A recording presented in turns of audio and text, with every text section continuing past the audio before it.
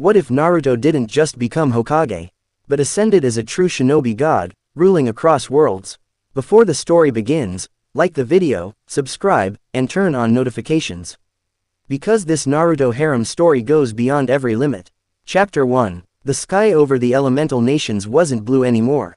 It was a bruised, sickly violet, choked by the swirling debris of a moon that had been shattered and stitched back together by hands that weren't human. Below, the earth of the frost country didn't just tremble, it groaned like a dying beast. The air was TCK, not just with the metallic tang of blood and the ozone of spent chakra, but with a weight so heavy it felt like swimming through lead. This was the end of the world, or at least, the end of the world as they knew it. Naruto Uzumaki stood at the epicenter of the crater, his breathing slow, rhythmic, and terrifyingly calm. He wasn't the loud-mouthed kid from the academy anymore. He wasn't even he hero of the leaf who had stared down pain. He was something else, something older, something colder. The six-path sage mode didn't just flicker around him, it had bled into his very DNA. The truth-seeking balls didn't hover behind him like tools, they pulsed like a second heartbeat, obsidian spheres of pure destruction and creation. Is this it? Naruto's voice wasn't loud, but it carried across the wasteland, vibrating in the bones of the survivors huddled miles away. Is this the peace you promised, Kagaya? A graveyard where everyone sleeps in a dream while the world rots. Before him, the rabbit goddess hovered. Her eyes, those terrible, all-seeing Rinne Sharingan, flickering with a mix of confusion and ancient, predatory hunger. She was the mother of all chakra, a cosmic entity had existed before the first kunai was forged. And yet, she was looking at a human boy with a flicker of something that looked suspiciously like fear. You are but a fragment, Kagaya hissed, her voice a chorus of 1,000 ghosts. A splinter of my children's children. You cannot hold the weight of the heavens, boy. Naruto let out a low, dark chuckle that had no humor in it. He looked down at his hands. One was branded with the sun, the other with the moon, gifts from a dying old man who had hoped for balance. But Naruto was done with balance. Balance was what had led to 3 world wars. Balance was what had let his parents die in the gutter of a forgotten history. I'm not holding the heavens, Naruto said, his eyes snapping open. The orange pigment was gone.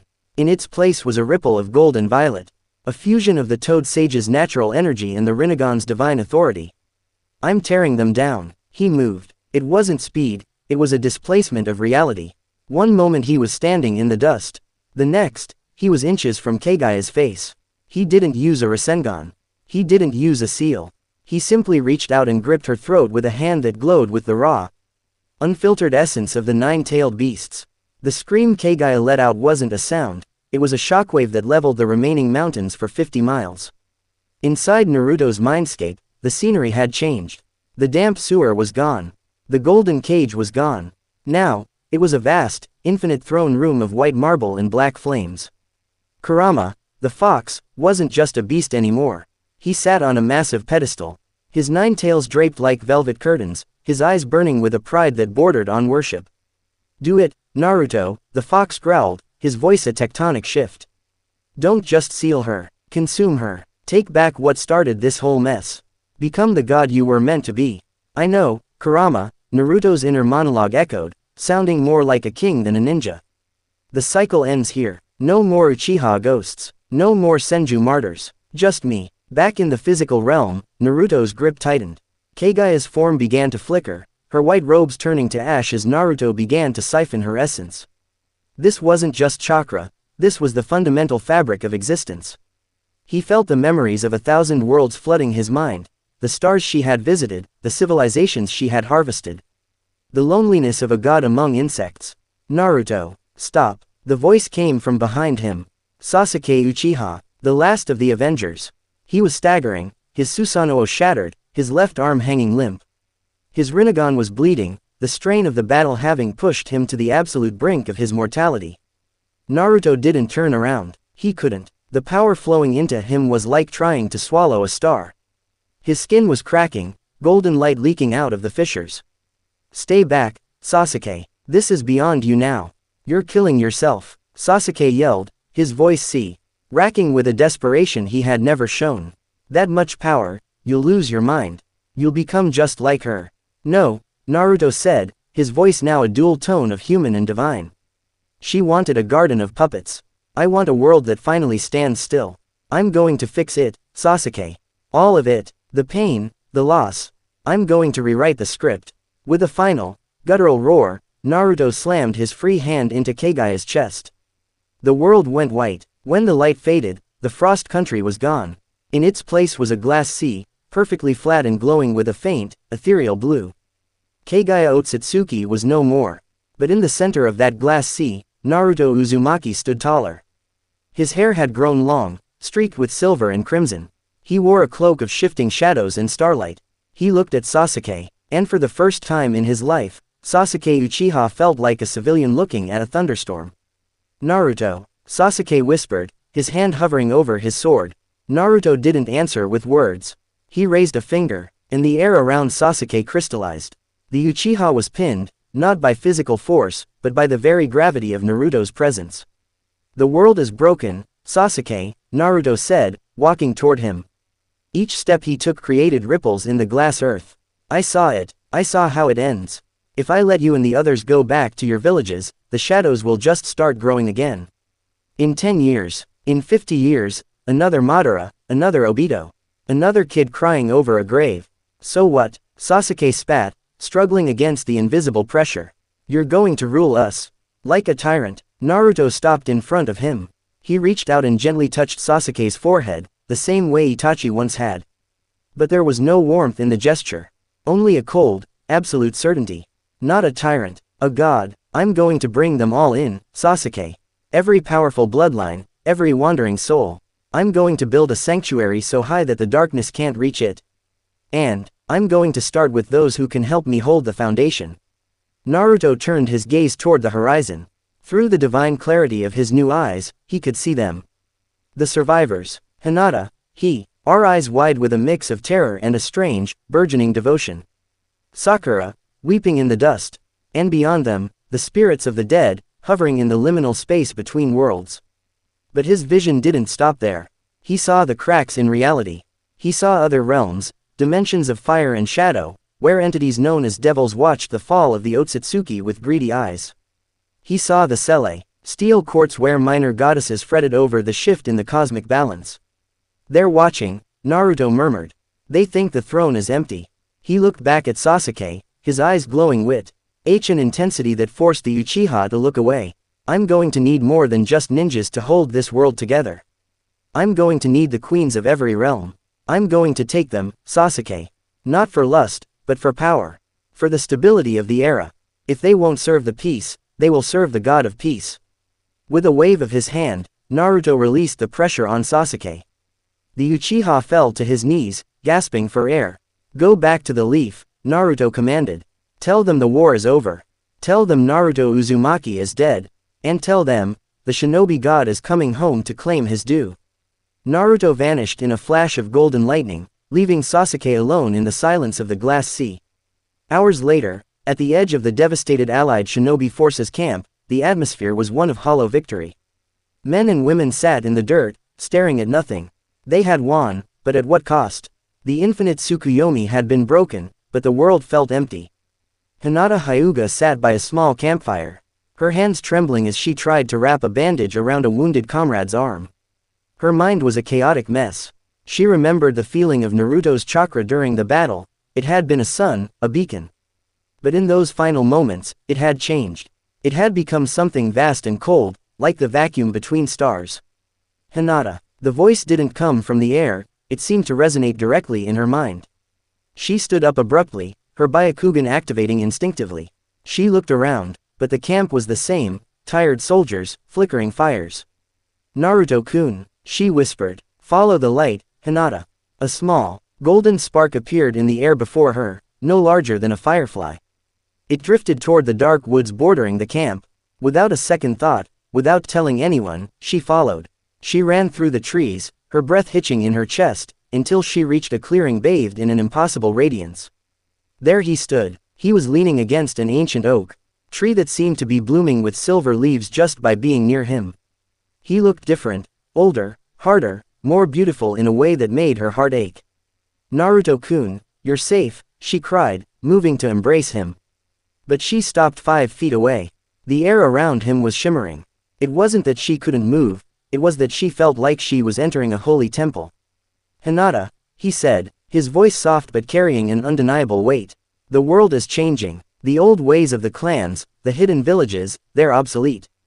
I'm building something new, a place where the Hyuga won't have to hide their eyes behind birdcages. A place where you won't have to be afraid of your own strength." "I don't understand," Hinata said, her eyes filling with tears. Naruto stepped forward, closing the distance. He placed a hand on her cheek. His skin was warm, but there was a thrum of power beneath it that made her knees weak. "I need you, Hinata. Not just as a comrade. I need the Purite, Why of the Byakugan to watch over the gates of my kingdom. I need you by my side as I deal with the things that are coming from the shadows. Will you come with me? Not as a ninja of the leaf, but as the first of my chosen." Hinata looked into his eyes, those golden, violet-ringed eyes, and she didn't see the boy she had loved from afar. She saw a king. She saw a savior. She saw a destiny that was terrifying and magnificent. "I have always followed you, Naruto-kun," she whispered, leaning into his touch. "Wherever you go, that is my home." Naruto smiled, and for a brief second, the old Naruto peeked through, the warmth, the kindness. But it was quickly shrouded by the mantle of the god. Then the first pillar is set. Suddenly, the shadows in the clearing deepened. A rift tore open in the air, bleeding a dark, crimson energy that smelled of sulfur and ancient sin. Out stepped a woman. She had flowing crimson hair that looked like a river of blood, and eyes that held a playful, dangerous spark. She wore a dress that seemed woven from the night itself, and her presence was an affront to the natural order of the shinobi world. Well, the woman said, her voice like silk over a dagger. "The little mortal actually did it. He killed the rabbit queen and ate her heart. I must say, the rumors in the underworld didn't do you justice, Uzumaki Naruto." Naruto didn't look surprised. He turned his head slightly, his gaze locking onto the newcomer. "Rias Grimori, or should I say, Princess of the Crimson Ruin." Hinata gasped, her Byakugan tracing the terrifyingly dense and wrong energy coming from the woman. "Naruto-kun, what is that?" "A visitor from a place that thinks our world is its playground," Naruto said coolly. He looked at Rias. "You're a long way from home, devil. This world is under new management." Rias laughed, a melodic sound that sent shivers down Hinata's spine. She walked in a slow circle around Naruto, her eyes scanning his form with blatant interest. "New management, you've certainly got the look. But do you have the stomach for it? The Otsutsuki were just the beginning. Now that the barrier is thin, my kind, the angels, the fallen, everyone wants a piece of this rich, chakra-soaked soil. Let them come," Naruto said, his hand dropping from Hinata's cheek to rest on the hilt of a blade that materialized from black smoke. "I'll weave their essences into the walls of my city. Starting with you, if you've come here to challenge me." Rias stopped, her smile widening. "Challenge you? Heavens, no, I'm a businesswoman, Naruto. I saw a rising star, and I wanted to see if we could negotiate. A king needs allies who understand the darker side of the ledger. And a man with your appetite, well, I imagine you'll get lonely at the top." She glanced at Hinata, a flicker of disdain in her eyes.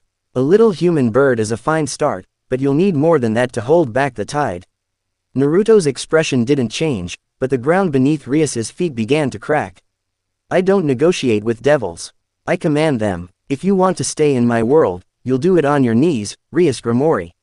You'll be the bridge to your realm, or you'll be a memory." Rias's eyes flared with a sudden, intense heat. The air between them crackled with the collision of two different types of divinity. For a moment, it looked like they would tear the forest apart. Then, slowly, Rias bowed, not a full prostration, but a respectful, calculated tilt of her head. "A god with a temper," she purred. "I think I'm going to like this era." "Very well, Naruto Uzumaki. Show me your kingdom. Show me the heaven you plan to build on these ashes.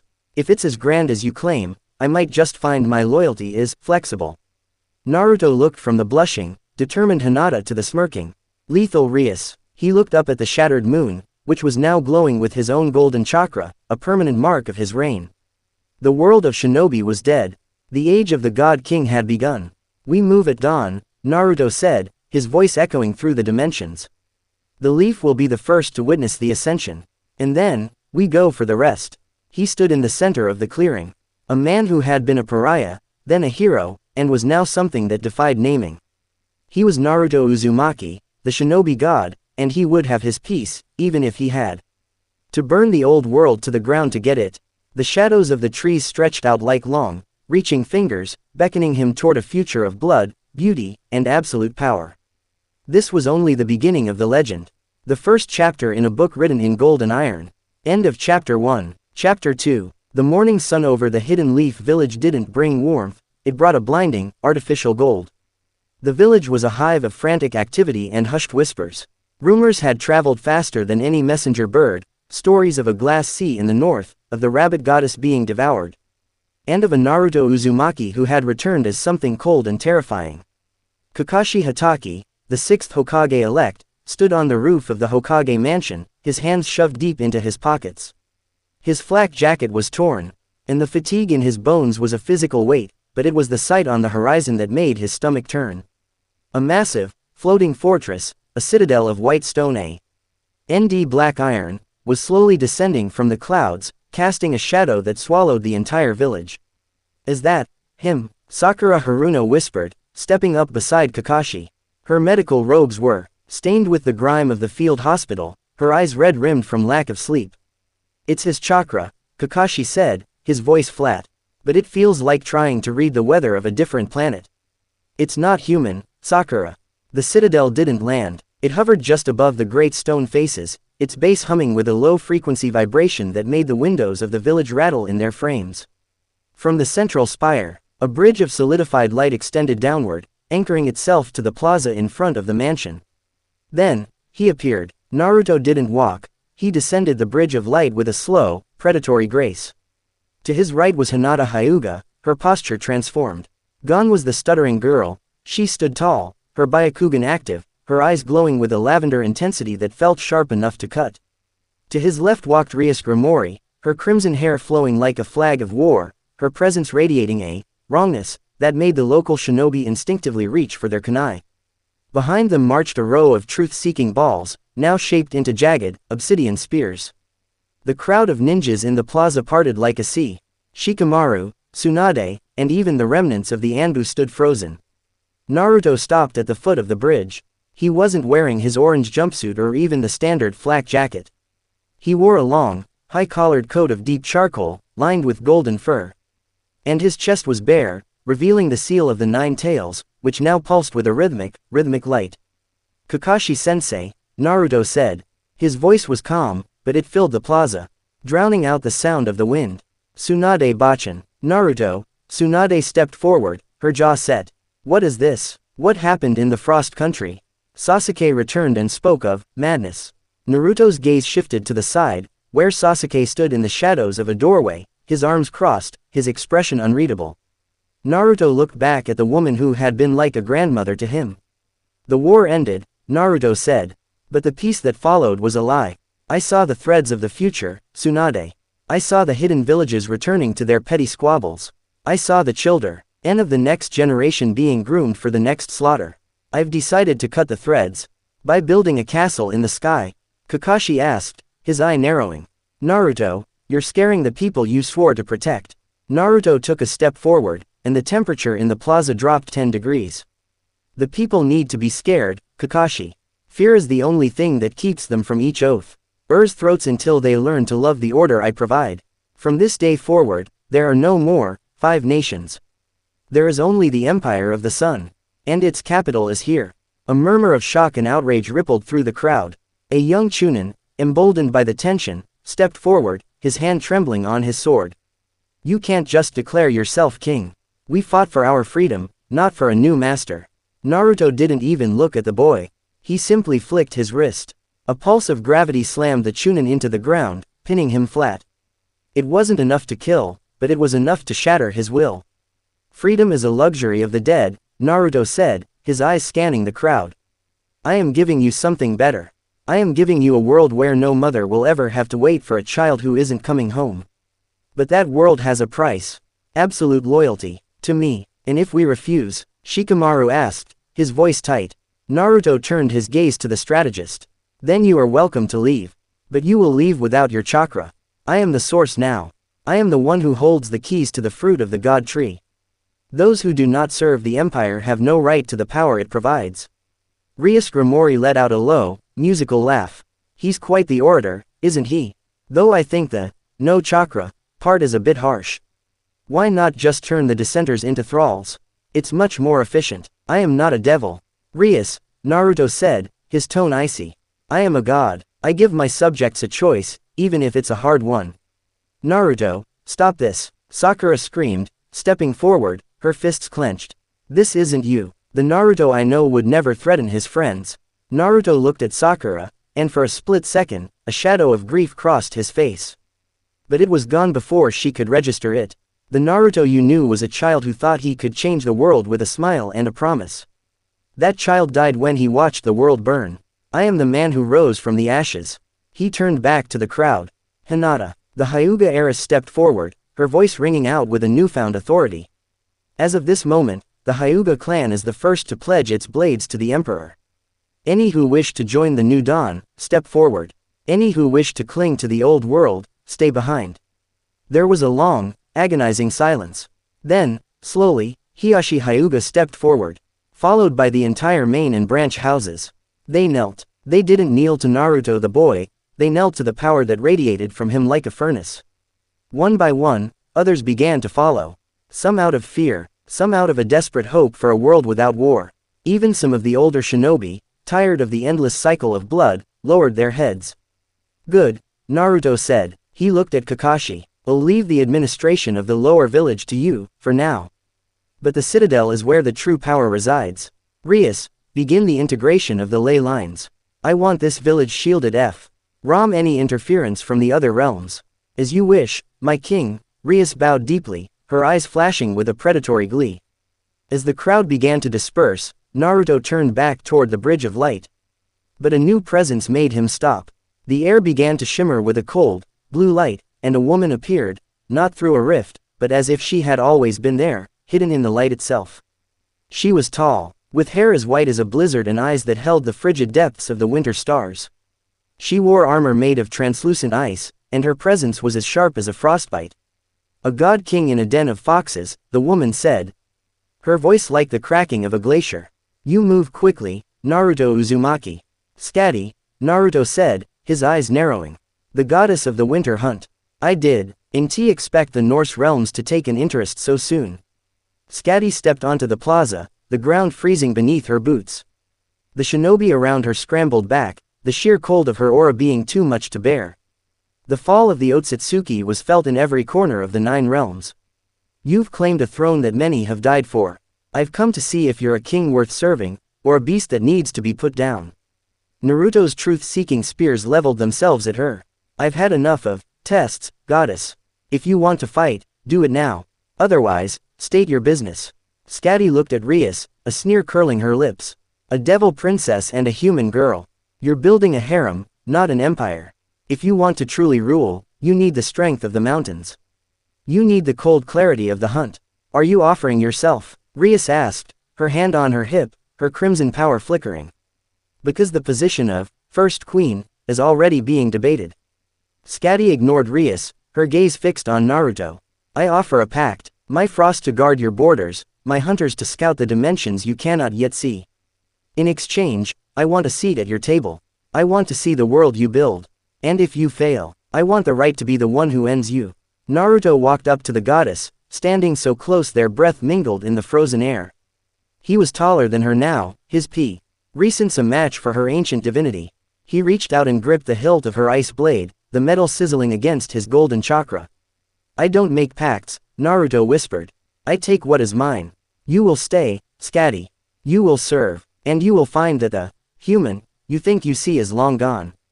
He leaned in, his voice dropping to a growl. And as for the harem, it's not for pleasure. It's for bloodlines. It's for the future. You will be the frost that tempers my flame. Do you accept, or do I shatter your mountains? Scatty's eyes widened. She felt it then, the sheer, terrifying scale of his power. It wasn't just chakra, it was the weight of a world. She felt her own divinity being pulled toward him, like a moth to a torch. Slowly, she lowered her head.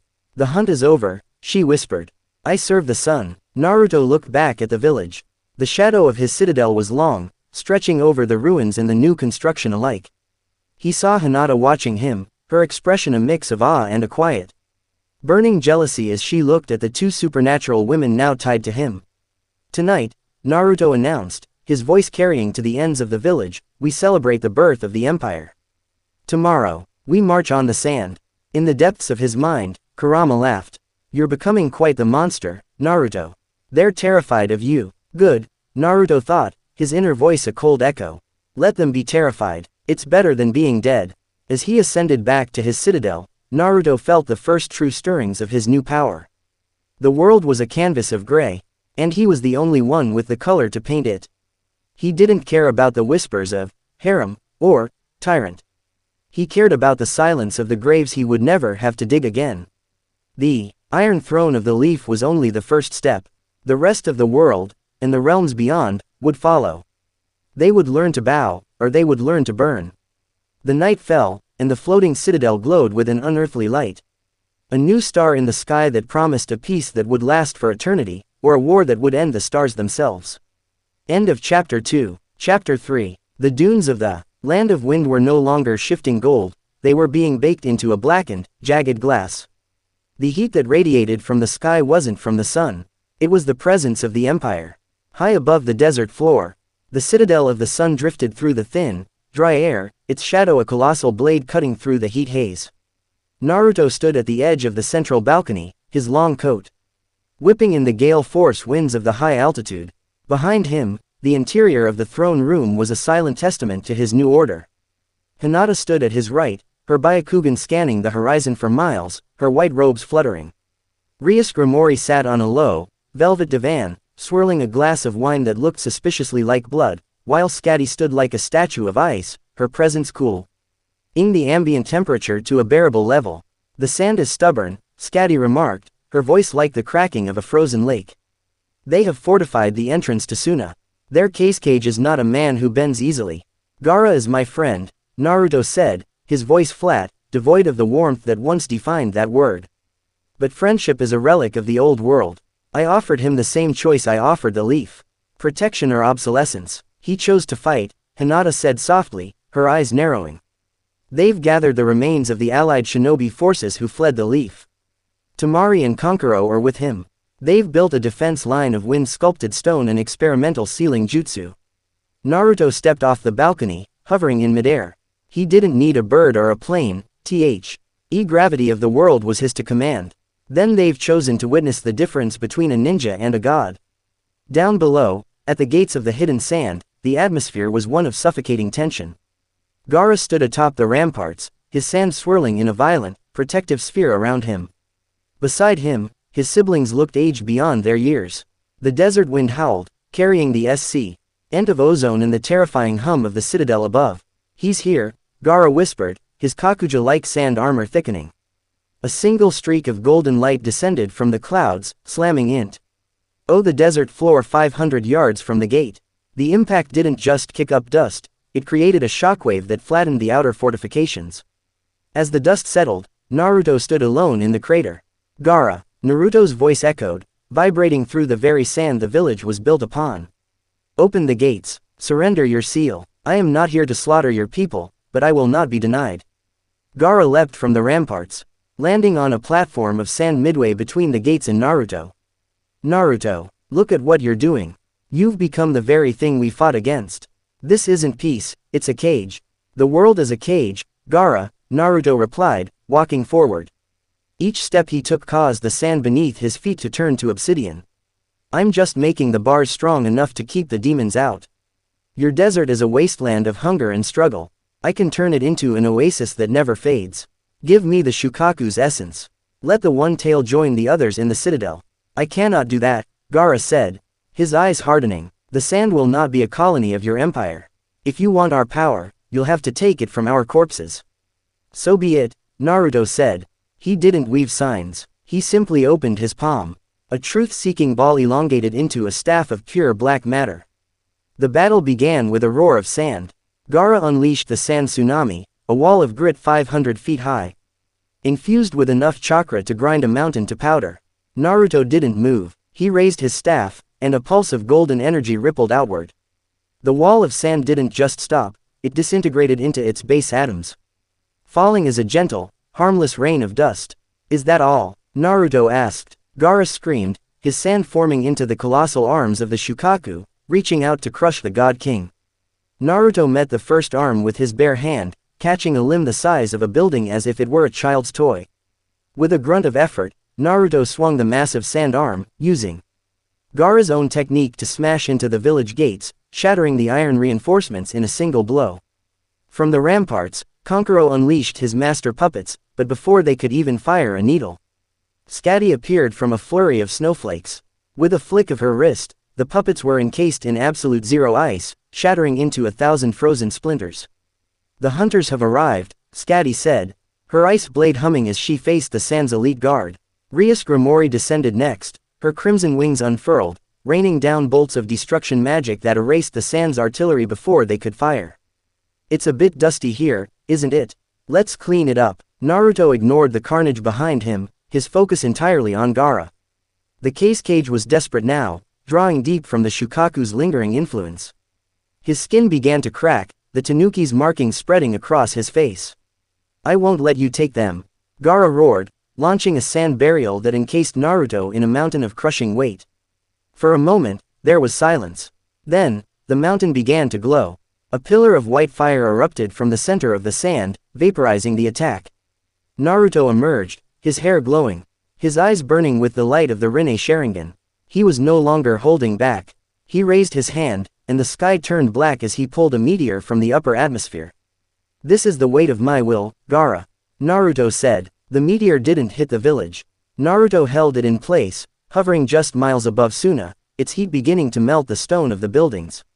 The message was clear, one word, and the sand would be a memory.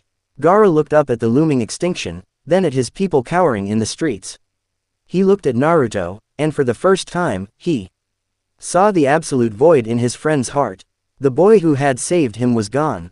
There was only the king. Gaara's sand slumped to the ground. He fell to his knees, his head bowing low. Stop, please. I surrender. Suna is yours. Naruto waved his hand, and the meteor vanished into a spatial rift. The oppressive heat lifted, replaced by a cold, commanding silence. A wise choice, Naruto said, walking up to Gaara.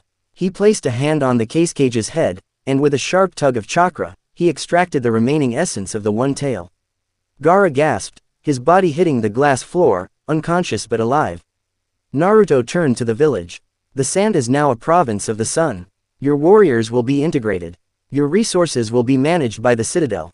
Hinata. Hinata landed beside him, her Byakugan scanning the panicked crowds. The leaders are being secured, Naruto-kun. But there is interference. Where? To the west, Hinata pointed toward the distant borders of the land of Earth. The Tsuchikage has mobilized, but he's not alone. My eyes see creatures that shouldn't exist. Large, winged beings, and a presence that feels like old lightning. Naruto's eyes narrowed. The Greek realms. Zeus is getting nervous. Rias walked over, licking a drop of dust from her lip. The Olympians are arrogant, Naruto. They see a new god rising and they think they can collect a tribute. Shall we show them how we treat tax collectors? We don't go to them, Naruto said, his gaze fixed on the horizon. We wait for them to come to us. We will turn the land of Earth into their graveyard. He looked down at Gaara, who was being tended to by Temari, her eyes filled with a hatred that could burn worlds. Naruto didn't care. Hatred was a spark, he was the ocean. Bring the case cage to the citadel. Naruto commanded. He will be my advisor for the desert regions.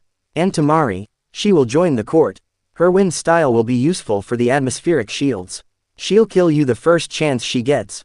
Rias whispered playfully. She can try, Naruto said. As the citadel began to move toward the land of Earth, Naruto felt the power of the one tail merging with the others inside him. He was becoming a living singularity. The power was intoxicating, a constant roar of more in his blood.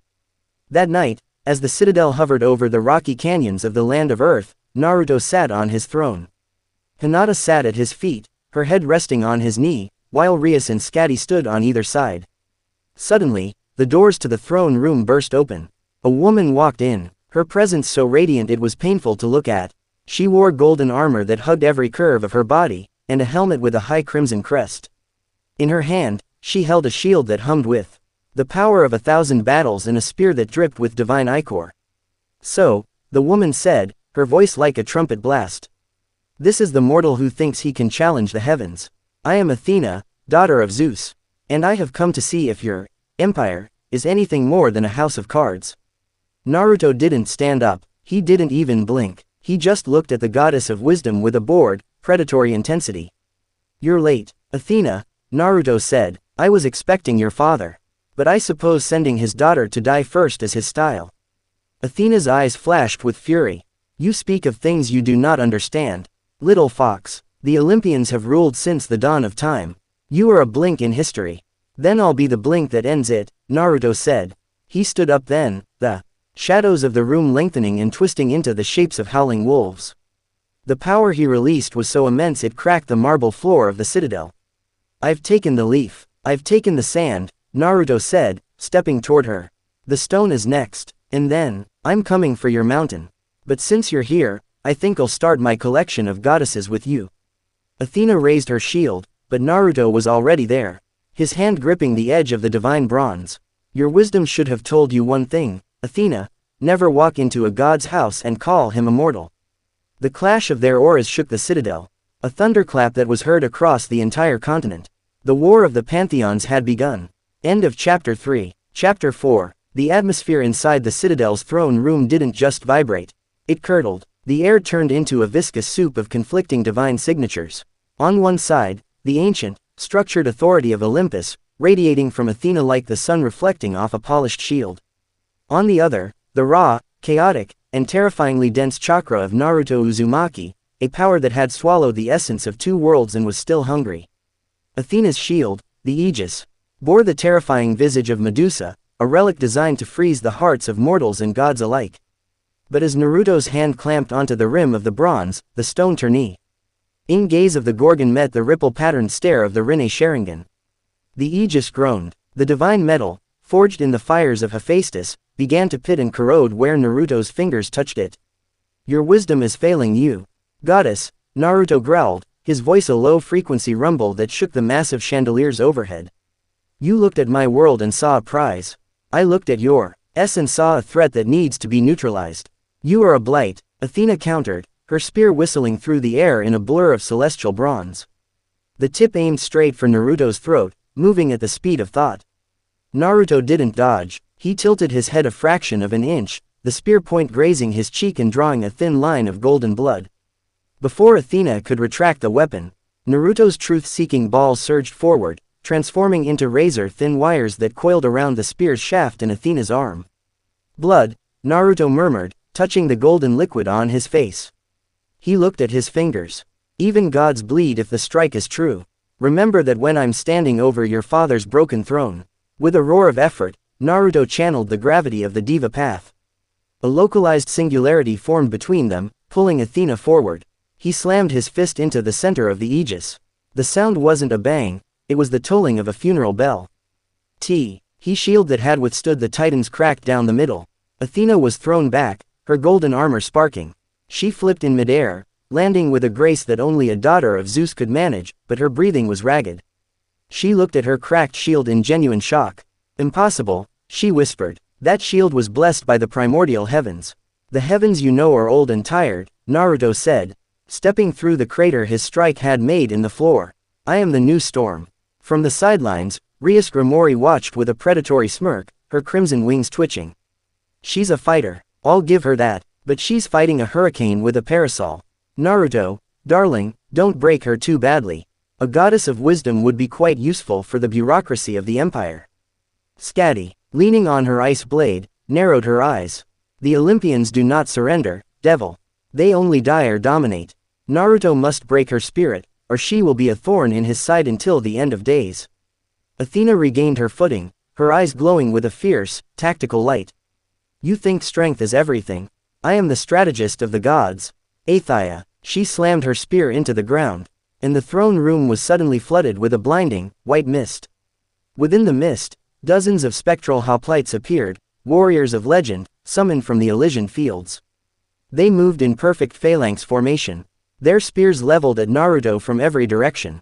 Naruto closed his eyes. He didn't need them. The sage's sense allowed him to feel the intent of every ghost, vibration of every molecule in the room.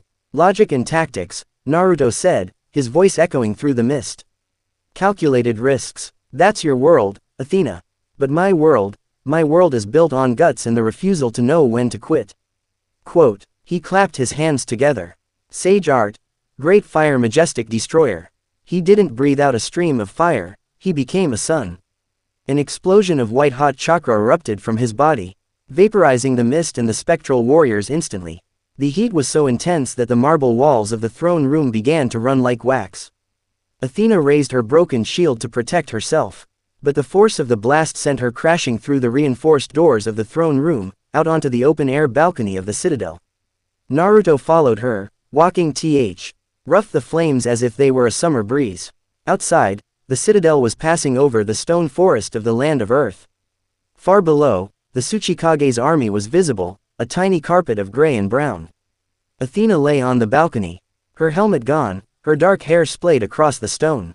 Her spear was shattered. She looked up as Naruto loomed over her, his silhouette framed by the moons. Kill me then, she hissed, her pride still unyielding. My father will rain lightning upon this floating toy until nothing but ash remains. Naruto knelt beside her. He didn't reach for his blade. He reached for her chin, forcing her to look into the depths of his eyes. I'm not going to kill you, Athena. I've seen what happens to worlds without wisdom. They burn out too fast. I want you to see the world I'm building. I want you to realize that you're eternal. Olympus was just a daycare for arrogant children. He leaned in closer, his voice dropping to a whisper that felt like a weight on her chest. I'm going to bind you, Athena. Not with chains, but with a contract of the soul. You will be my grand vizier. You will organize my laws, you will plan my conquests, and in return, I will let you I've to see a world that actually makes sense. I will never serve a mortal. She spat. I haven't been a mortal for a long time, Naruto replied. He placed his thumb on her forehead. The seal of the sun began to glow, and a black ink-like substance began to spread across Athena's skin, the cursed seal of the Heaven King. It was a fusion of Orochimaru's research, the sage's divine binding, and Rias's devilish contracts. Athena screamed as the seal burned into her essence. Her divine ichor flickered, turning from gold to a deep, royal violet. Her memories, her wisdom, her very divinity were being re-indexed, tied irrevocably to Naruto's will. When the light faded, Athena lay still, her breathing shallow. The mark of the swirl, the Uzumaki spiral, was now etched into the center of her throat. Rias and Scatty stepped out onto the balcony, followed by a silent, watchful Hinata. She's yours now, Rias said, walking over and poking Athena's shoulder with her toe. A bit of a fixer-upper, but she'll do. The Olympians are going to be furious. Let them be, Naruto said, standing up. He looked down at the land of earth. There next, Hinata, tell the stone. There, goddess of protection, has fallen. If Onoki wants to save his village, he will meet me at the border of the land of iron in 3 days. I'm calling a summit of the new era. And the other nations? Hinata asked. The mist is already silent. Likely waiting to see who wins, Naruto mused. The cloud is preparing their ion cannon. They think they can shoot me out of the sky. He looked at Scatty. Take your hunters. Go to the land of lightning. If they even prime that weapon, freeze their entire coastline. I want them cold and hungry before I arrive. Scatty bowed, a genuine smile of anticipation on her lips. With pleasure, my king.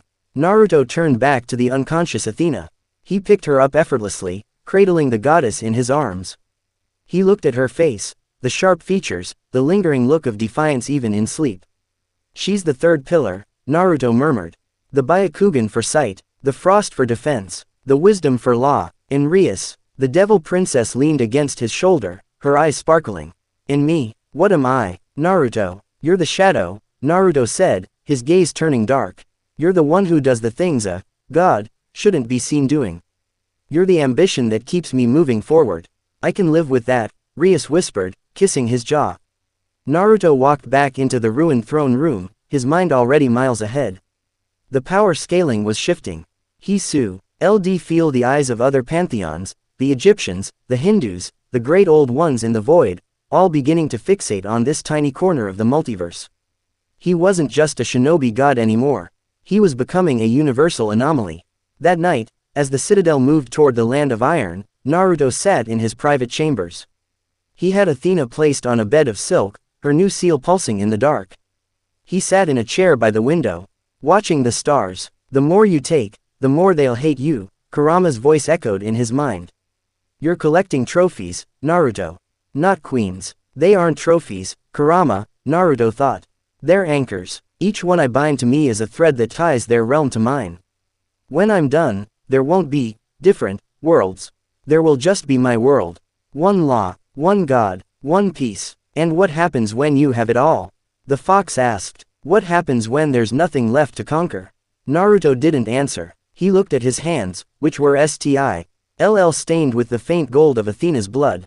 He closed his eyes, and for a moment, he saw the face of a younger himself, crying over a bowl of ramen in a lonely apartment. He opened his eyes, and the vision was gone. There was only the cold, hard reality of the citadel and the weight of the crown he had forged for himself. In the corner of the room, Athena's eyes fluttered open. She looked at Naruto, then at the seal on her throat. She didn't scream. She didn't fight. She simply sat up, her gaze hollow but focused. The logistics of your empire are a mess, she said, her voice devoid of emotion. Already submerged in the logic of the seal. The supply lines to the sand are inefficient, and your taxation of the leaf's merchants will cause a revolt in 6 months. We need to restructure. Naruto let out a dark, satisfied chuckle. Get to work then, Athena, he said. We have a world to rewrite. The citadel of the sun pushed through the clouds, a silent predator in the night, as the rest of the world trembled in anticipation of the summit that would decide their fate. End of Chapter 4. Chapter 5. The land of iron was a graveyard of steel. Snow fell in heavy, jagged flakes, burying the rusted katanas of fallen samurai under a shroud of white. In the center of the neutral territory sat the council hall, a fortress of iron and stone that had once seen the unification of the 5 nations. Today, it was a slaughterhouse of pride. The citadel of the sun didn't hover above the hall. It descended until its shadow crushed the surrounding guard towers, the massive stone base grinding against the frozen earth. When the drawbridge lowered, the air didn't just chill, it froze. Naruto emerged first. He wore a crown of black obsidian that seemed to absorb the light around it.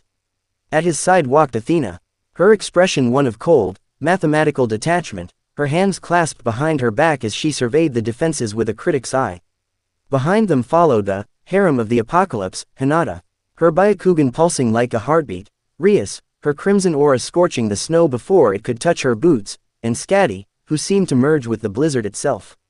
Inside the hall, the atmosphere was a pressurized chamber of dread. Onoki, the 3rd Tsuchikage, sat suspended by his own lightweight rock jutsu, his face a roadmap of wrinkles and fury. Beside him stood the 4th Raikage, his lightning armor flickering erratically, his fist already cracking the stone table. Mei Terumi, the Mizukage, sat with her chin in her hand, her eyes darting between Naruto and the goddesses at his back. Her usual flirtatious smirk replaced by a mask of survival.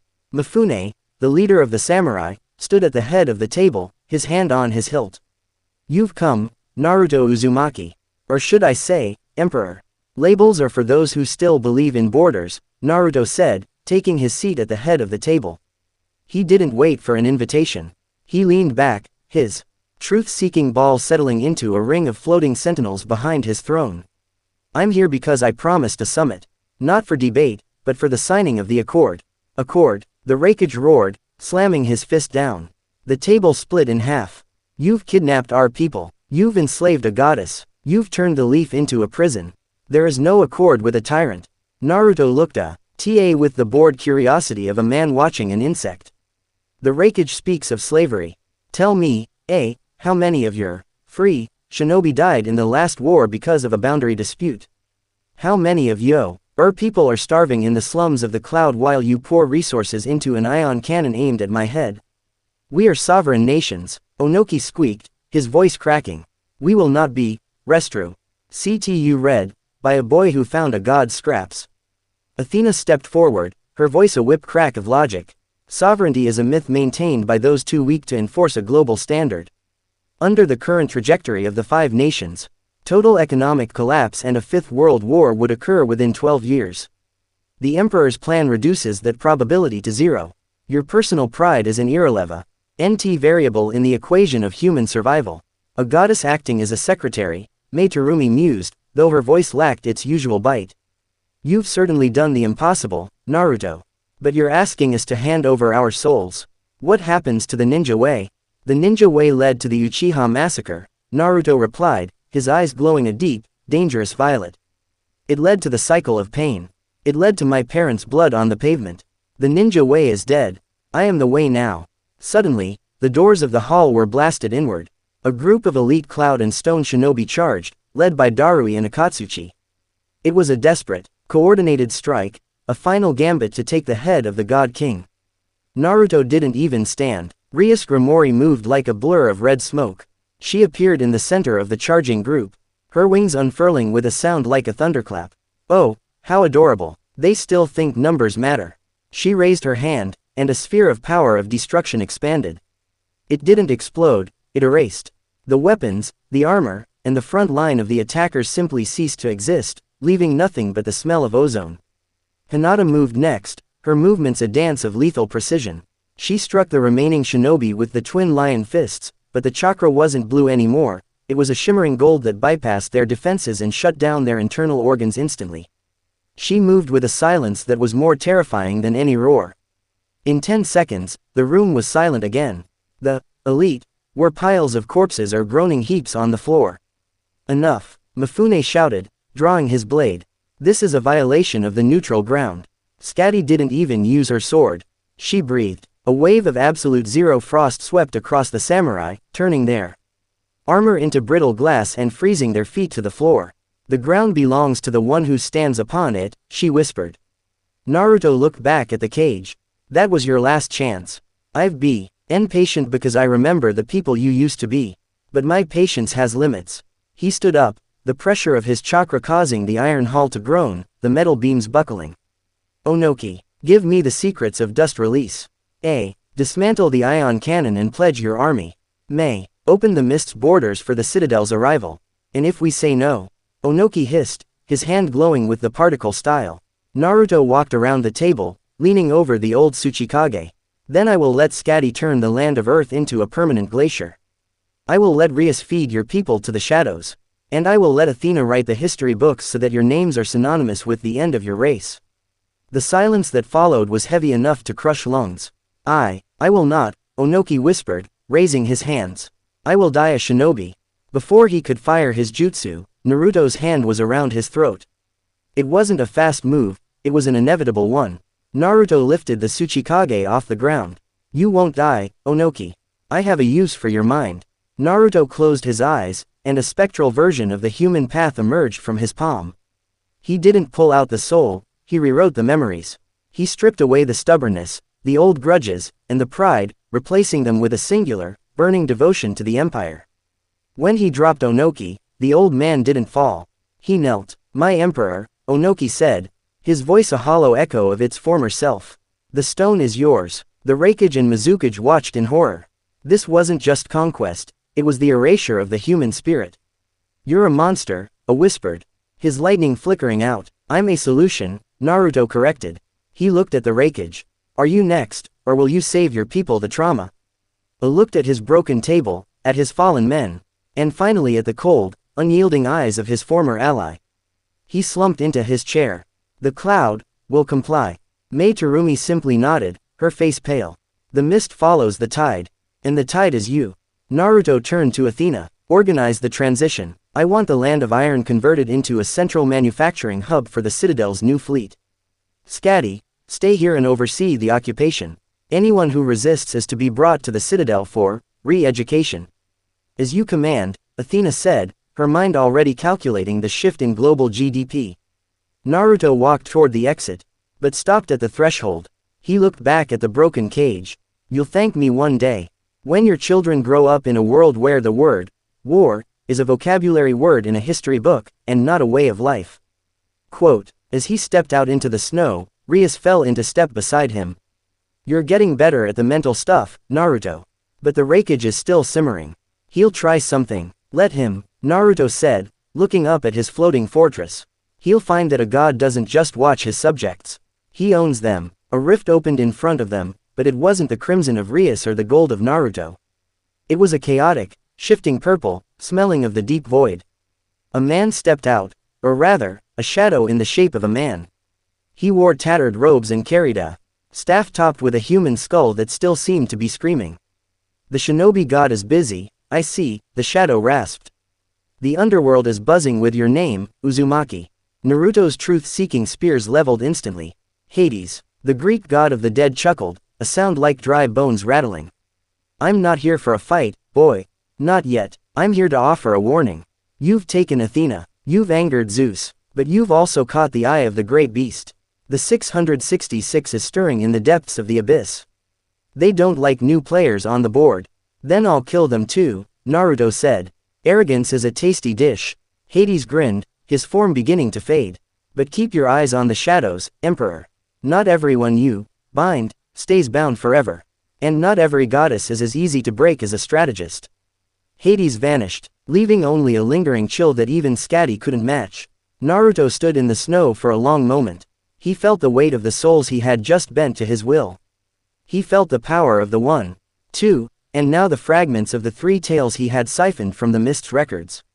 He was a god of ashes, building a palace on a foundation of broken wills. Naruto-kun, Hinata asked, touching his arm. Are you alright? Naruto looked at her. Her Byakugan was steady, her loyalty absolute. But in the depths of her eyes, he saw a flicker of the girl who used to faint when he smiled. He reached out and stroked her hair, his touch possessing a possessive, heavy warmth. I'm fine, Hinata, he said. The world is finally quieting down. It's almost time to start the real work. He looked up at the citadel. The next queen won't be from this world, Naruto murmured. Hades mentioned the great beast. I think it's time we paid a visit to the biblical realms. If they want to stir, I'll give them a reason to scream. The citadel of the sun began to rise, its engines humming with the stolen chakra of a dozen nations, leaving behind a land of iron that was no longer neutral. But the first forge of a cosmic empire. End of Chapter 5. Chapter 6. The sky above the land of lightning was being torn open. It wasn't a natural storm, it was a dimensional hemorrhage. The citadel of the sun sat anchored in the upper atmosphere, its golden hull reflecting the violent, jagged violet lightning that danced across the rift. Naruto stood on the prow of his fortress, his obsidian crown glowing with a faint, rhythmic pulse. Beside him, Rias Grimori was a vision of chaotic anticipation.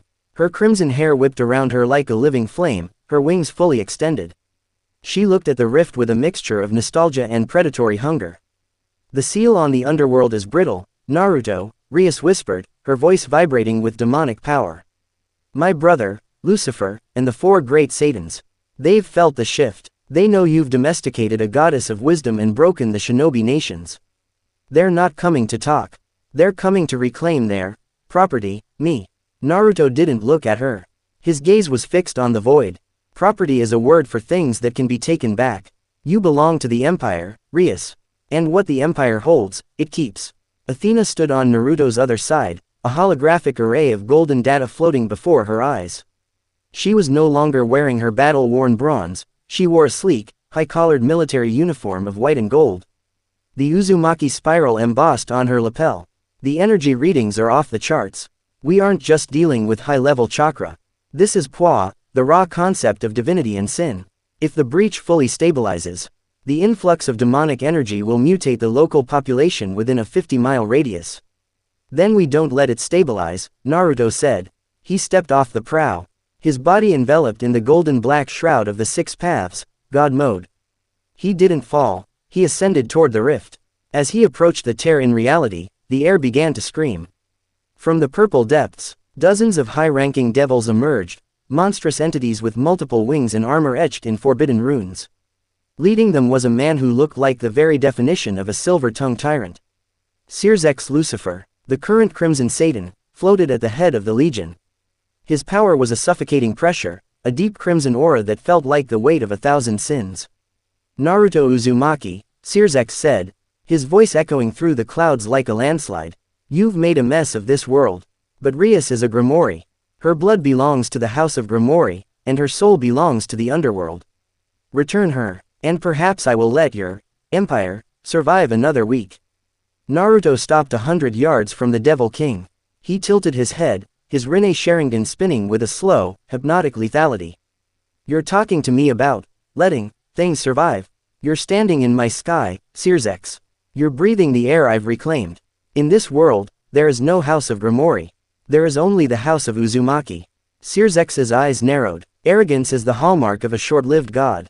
Power of destruction. Ruin Ray. He didn't need a chant. A massive beam of concentrated antimatter erupted from his palm, wide enough to swallow a mountain. It was the same power Rias possessed, but multiplied 1,000-fold, a force that deleted anything it touched from existence. Naruto didn't move. He raised his left hand, and the Preta path activated. The black void of his palm didn't just absorb the beam, it devoured it. The massive surge of destruction magic was sucked into Naruto's body, fueling the fire of his own chakra.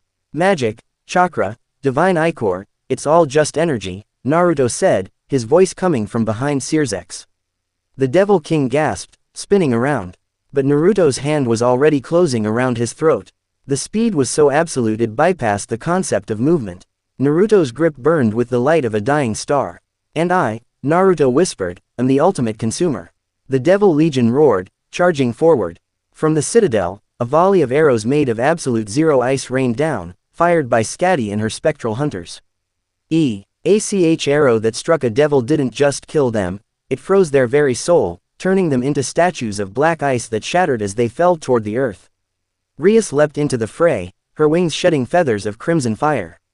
She moved like a blur of lethal elegance, her own power of destruction carving through her former kin. Sorry, brother, but the new dawn is much more interesting than the old darkness.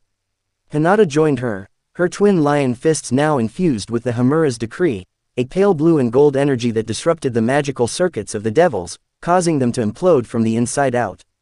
The sky above the land of lightning became a canvas of exploding light and falling shadows. Back at the center of the storm, Sirzex struggled against Naruto's grip. He unleashed a pulse of crimson energy, trying to blast Naruto away, but the Emperor simply tightened his hold. You think you're a king because you sit on a throne of skulls? Naruto asked, his eyes glowing with a terrifying violet light. I sat on a swing in the rain and learned that the only thing that matters is the will to change the outcome. You're just a relic, Sirzex. A placeholder. Naruto's truth-seeking ball swirled around them, forming a cage of impenetrable black matter. Inside the sphere, Naruto began the extraction. He wasn't taking Sirzex's life, he was taking his concept. I need a judge for the souls of the Empire, Naruto said, his voice echoing inside the black sphere. A warden for the dark places. You will be that warden, Sirzex. But you won't do it as a king. You'll do it as my shadow. Sirzex screamed as his crimson aura was forcibly stripped from his body. Naruto channeled the human path and the Naraka path, weaving a new set of directives into the Devil King's soul. He didn't rewrite Sirzex into a mindless drone like Onoki, he left the intellect intact but anchored the core of his being to the throne of the citadel. Outside, the Devil Legion fought. Red as they felt their leader's presence change.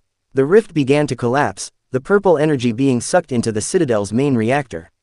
The black sphere shattered, and Naruto emerged, holding a kneeling, panting Sirzex by the hair. The Devil King's crimson hair had turned a dull, ashen gray, and his eyes were now marked with the same Uzumaki spiral that Athena bore. The underworld has surrendered, Naruto announced to the remaining devils. Go back to your pits. Tell the other Satans that the tithe is due. Every soul that falls in my empire belongs to me. You are merely the caretakers. The devils, seeing their strongest warrior broken and rebranded, fled back into the closing rift. Rias landed beside Naruto, her breathing heavy, her eyes wide with a mix of shock and adoration. You actually broke Sirzex. I didn't think it was possible. Possibility is for those who don't know how to rewrite the rules, Naruto said, releasing his hold on Sirzex. The former Satan fell to the deck of the citadel. His head bowed in a forced, soul-deep reverence. Athena stepped forward, her eyes scanning the broken devil. The integration of the underworld's logistics will do. BLER intelligence gathering capabilities. We now have access to the records of every soul that has passed through this dimension. Good, Naruto said. He looked at the land of lightning below. Villagers were coming out of their homes, staring up at the floating fortress that had just fought off an invasion of demons. They're still afraid, Hinata noted, her Byakugan deactivated, her expression soft. Fear is the foundation of respect, Naruto replied. But now, we give them a reason to love the Empire. Athena, initiate the Gifts of the Sun program. Use the captured demonic energy. To stabilize the weather and double the crop yields for the next 5 years. Let them see that the God King provides. And the rakeage? Skadi asked, landing with her ice blade dripping with dark blood. He's watching, Naruto said, looking toward the rakeage's palace. He saw what I did to a king of hell. He won't be making any more moves. He'll be the first to swear the blood oath tomorrow morning. Naruto turned and walked toward his private sanctum, the Harem, following in his wake, a goddess, a devil, a frost giant, and a shinobi queen. He felt the power within him stabilizing, the diverse energies of the worlds he had touched weaving into a singular, divine authority. Inside his chambers, the atmosphere was thick with the scent of lilies and ozone. Naruto sat on the edge of his bed, his crown vanishing into smoke. Suddenly, the shadows in the corner of the room stirred. A woman stepped out. She didn't have the fire of Rias or the cold of Skadi. She was beauty and sorrow personified. Her hair was a midnight blue that seemed to hold the weight of the ocean, and her eyes were a deep, emerald green that held the wisdom of the first dawn. She wore robes of white linen that clung to her like a second skin. And a necklace of black pearls. Lilith, Naruto said, not even looking up. The mother of demons. I figured you wouldn't stay in the pits once your son was humbled. Lilith glided toward him, her movements silent. She didn't radiate power, she was power. The boys play their games of thrones and blood, she said, her voice like the first whisper of a lover. But you are building a monument to eternity. I've watched you, Naruto Uzumaki. I've watched you take the broken pieces of this world and forge them into a blade. She stopped in front of him, reaching out with a delicate hand to touch the Uzumaki seal on his chest. The others serve you out of duty, fear, or logic. But I want to see the end. I want to be the one who sits beside you when the stars go out. Naruto looked up at her, his eyes cold. I don't need a mother, Lilith. And I don't need a lover who thinks she can manipulate the God King. Lilith smiled, a slow, dangerous curve of the lips. She knelt between his knees, her hands resting on his thighs. Then don't think of me as either. Think of me as the deep water. The place where your fire can finally rest. I offer you the keys to the cradle of life. With my essence, your empire won't just last 1,000 years. It will never die. Naruto gripped her chin, his fingers digging into her skin. Everything dies, Lilith. That's why I'm here, to make sure that when it does, it's on my terms. He pulled her closer, his forehead resting against hers. You want a seat at the table? Then give me the secret of the fruit of knowledge. Not the fake one Kagaya ate, but the real one. The one that was stolen from the first garden. Lilith's eyes widened. You seek the forbidden. I am the forbidden, Naruto growled. The room was suddenly filled with a blinding, golden black light as Naruto initiated the binding. Lilith didn't scream, she laughed, a sound of pure, unadulterated joy as she felt her ancient soul bay. Entwined with the man who had become a living apocalypse. Outside, the citadel of the sun began to glow with a new, iridescent light, a mix of divine, demonic, and primordial energy. The world below trembled, and the heavens above began to weep. The sixth queen had been claimed, and with her, the keys to the very origin of life. End of Chapter 6. Chapter 7. The air at 30,000 feet was no longer meant for mortals.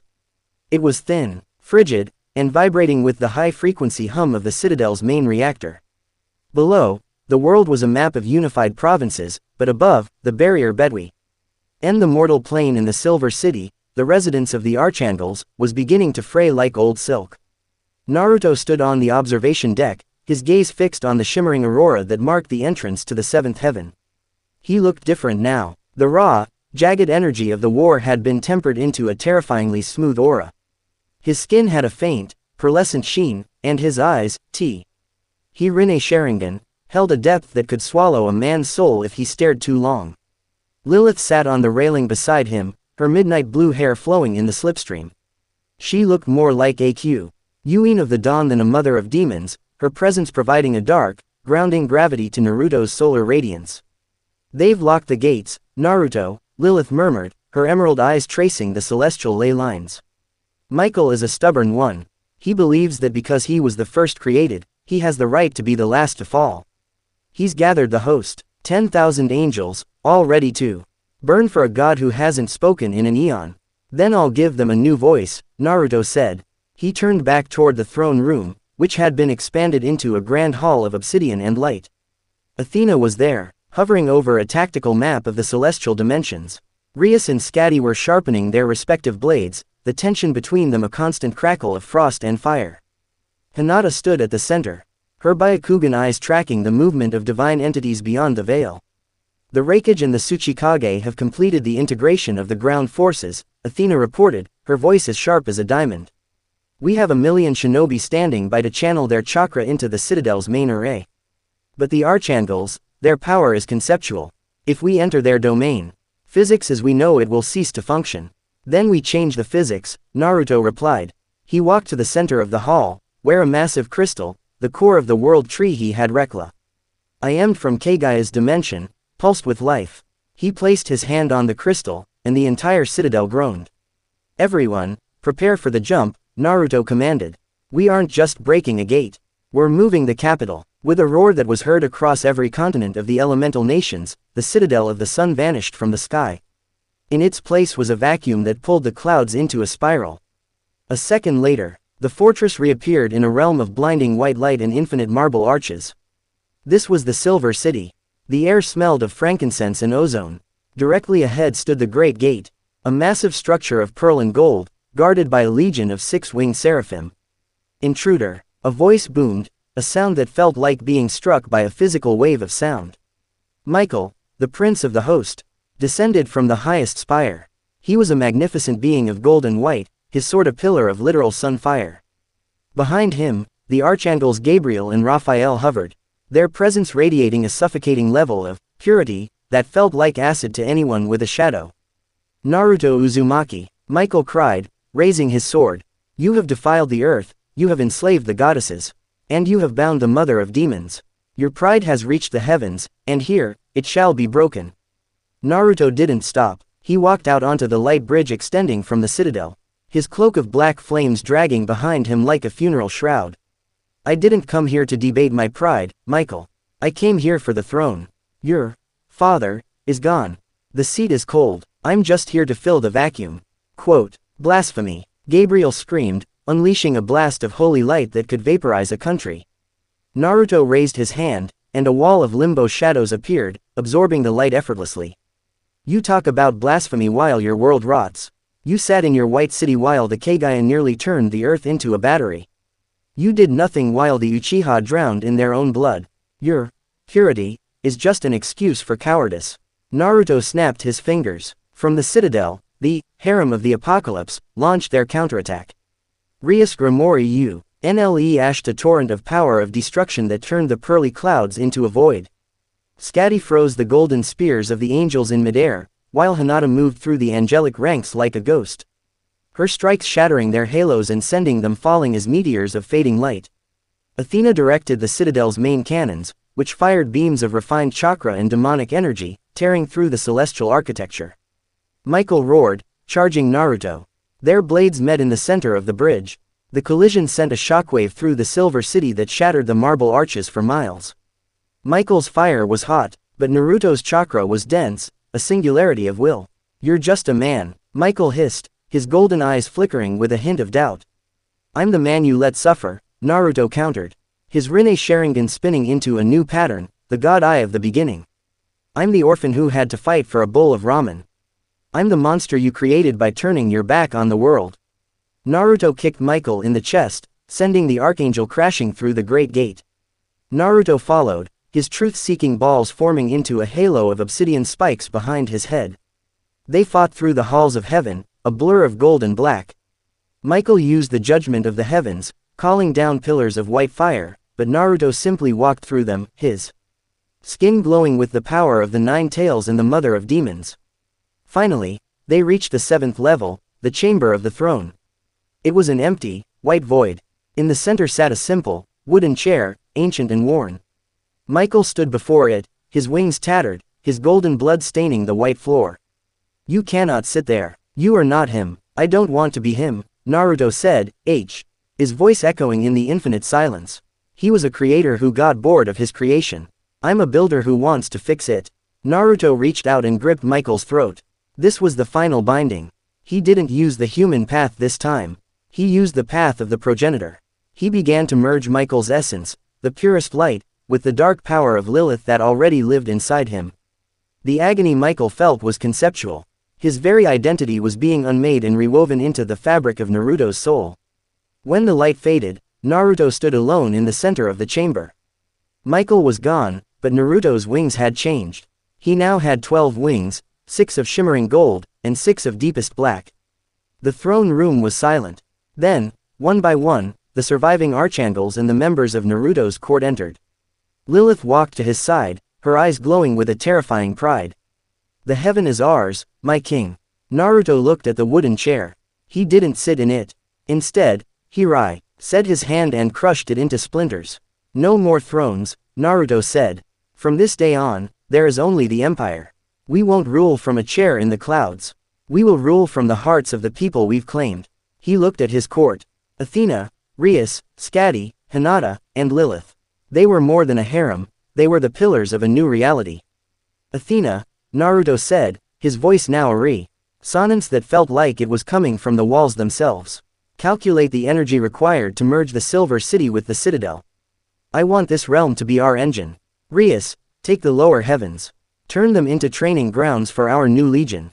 Lilith," he turned to the mother of demons, his gaze softening just a fraction. "Prepare the rite. I want to see the first garden. It's time. We took back the fruit that started all this." Suddenly, a new voice echoed in the chamber, a voice that sounded like the grinding of gears and the ticking of a billion clocks. "The timeline is fracturing, Uzumaki Naruto." A figure stepped from the white void. He was made of brass and gears, his head a complex clockwork mechanism. This was Chronos, the primordial of time. "You've upset the balance," Chronos said. "By taking the heaven, you've accelerated the end of the great cycle. The Void Eaters are coming. And they don't care about your empire." Naruto looked at the clockwork god, his 12 wings unfurling to their full magnificent span. "Let them come," Naruto said. "I've spent my whole life being told what I can't do. If the Void wants my world, it'll have to choke on it." As the Silver City began to dissolve and merge with the Citadel of the Sun, Naruto stood at the edge of the heavens, looking down at the tiny, blue world below. He was no longer a shinobi. He was no longer a god. He was the end of the old story and the first word of the new one. The seventh queen, the conceptual essence of the heavens, was now part of him. And with her, the empire reached its zenith. End of Chapter 7. Chapter 8. The Silver City was no longer a sanctuary of static perfection. It was a churning furnace of industry. Under Athena's cold, geometric direction, the celestial marble was being ground down, refined into high-density chakra conductors to reinforce the citadel of the sun. The air, once filled with the hymns of angels, was now a roar of mechanical progress and the rhythmic thrum of Naruto's 12 wings beating in sync with the heartbeat of the world. Naruto stood at the very apex of the merged fortress, the apex of the Aegis. His presence had become so dense that light itself seemed to bend around him, creating a permanent corona of shifting gold and violet. He wasn't just breathing, he was respirating the laws of reality. Chronos, the clockwork primordial, stood a respectful distance away. His gears clicked with a frantic, irregular tempo, a sign of genuine distress in a being that had watched the birth of stars. "You've done it, haven't you?" Chronos rasped, his brass voice echoing. "You didn't just conquer the seventh heaven. You've anchored the 3 great realms, the elemental, the underworld, and the celestial, into a single point of causality. Yourself. The partition was the problem," Naruto said, his voice now a layered chorus that vibrated in the marrow of anyone who heard it. "Divided, we were a buffet for the things in the dark. Unified, we are a fortress." "A fortress for what?" Chronos asked. "Look at the stars, Naruto Uzumaki. Or rather, look at the gaps between them." Naruto looked through the divine clarity of the god eye of the beginning. He didn't see the beautiful void of space. He saw the rot. The blackness was moving. It wasn't an absence of light, it was a presence of hunger. The Void Eaters, entities from the era before the Big Bang, before the first chakra fruit was ever planted, were sensing the massive spike in concentrated existence that Naruto had created. They were coming like sharks to a bleeding whale. "The more you gather, the brighter you glow," Chronos warned. "And the brighter you glow, the faster they come to extinguish you." Naruto turned away from the stars, his 12 wings folding behind him like a mantle of divine judgment. "Let them come. I didn't build this empire to hide in it." He descended through the ceiling of the apex, passing through the solid matter as if it were water, and landed in the war room. The atmosphere was thick with the scent of ozone, expensive wine, and the cold tang of ice. Lilith was draped across the central table, her emerald eyes tracing the movement. TS of the Void Eaters on a tactical projection. Rias and Scatty stood on opposite sides, their auras clashing in a subtle battle of dominance. Hinata was the calm center of the storm, her Byakugan eyes tracking something even deeper, the spiritual ripples of the approaching entities. They're not like the angels, Naruto-kun, Hinata said, her voice steady but laced with a new, dark wisdom. They don't have souls to strike. They are absences. To touch them is to be unmade. Which is why we aren't going to touch them, Athena said, stepping into the light.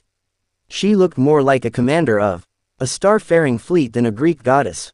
I've analyzed the data from the underworld's archives. These entities operate on a frequency of pure entropy. To fight them, we need to create a localized field of absolute existence, a point where the laws of reality are so rigid they cannot be erased. And how do we do that? Rias asked, her crimson power flickering. We need a catalyst, Lilith purred. Standing up and walking toward Naruto. She ran a sharp nail down the Uzumaki spiral on his chest. We need the fruit of the origin. The one I told you about, Naruto. It's not in the heavens. It's not in the hells. It's in the first garden, hidden in the fold between the heartbeat and the breath. Naruto gripped her wrist, his eyes locking onto hers.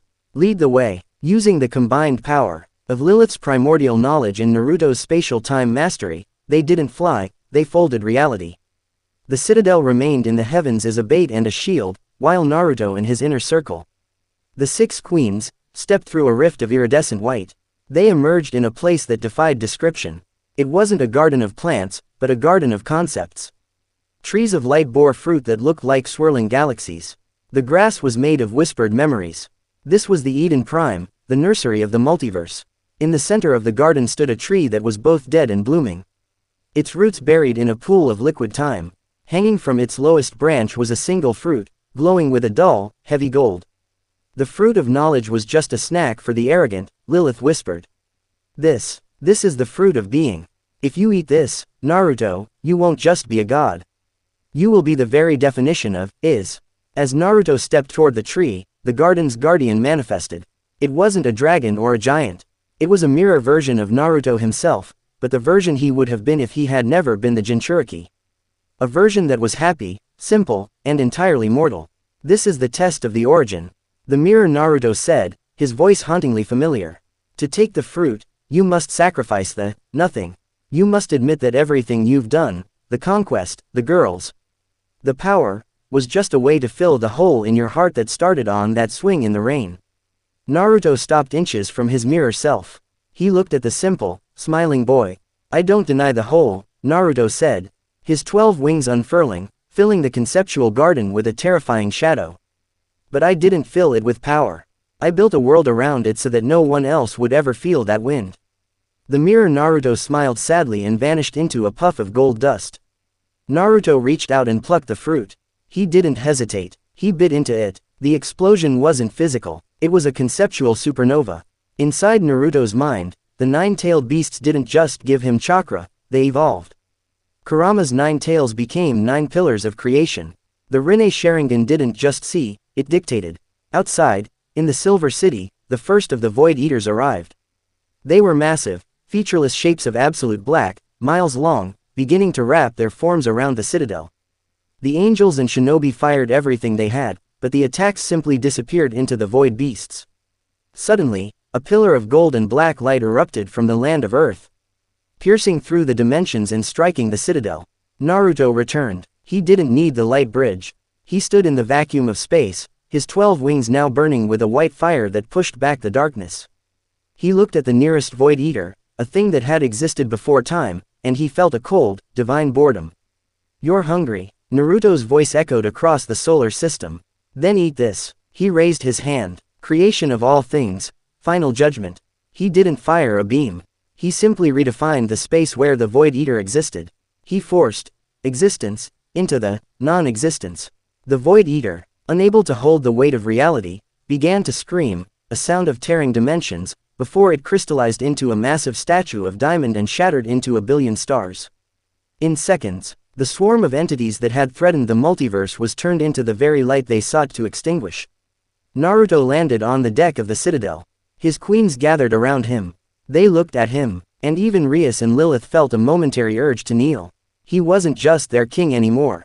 He was the foundation. The void is pushed back, Athena reported, her voice trembling slightly. But the energy you released, it's caused a permanent shift. The other pantheons, the Egyptians, the Aztecs, the Japanese gods, they're all waking up. They think the Great Reset has begun. Naruto looked at his hands. He could see the threads of everyone's fate. He could see Hinata's devotion, Sakura's lingering regret in the village below, the Raikage's simmering pride. Let them wake, Naruto said. I've spent 8 chapters building this house.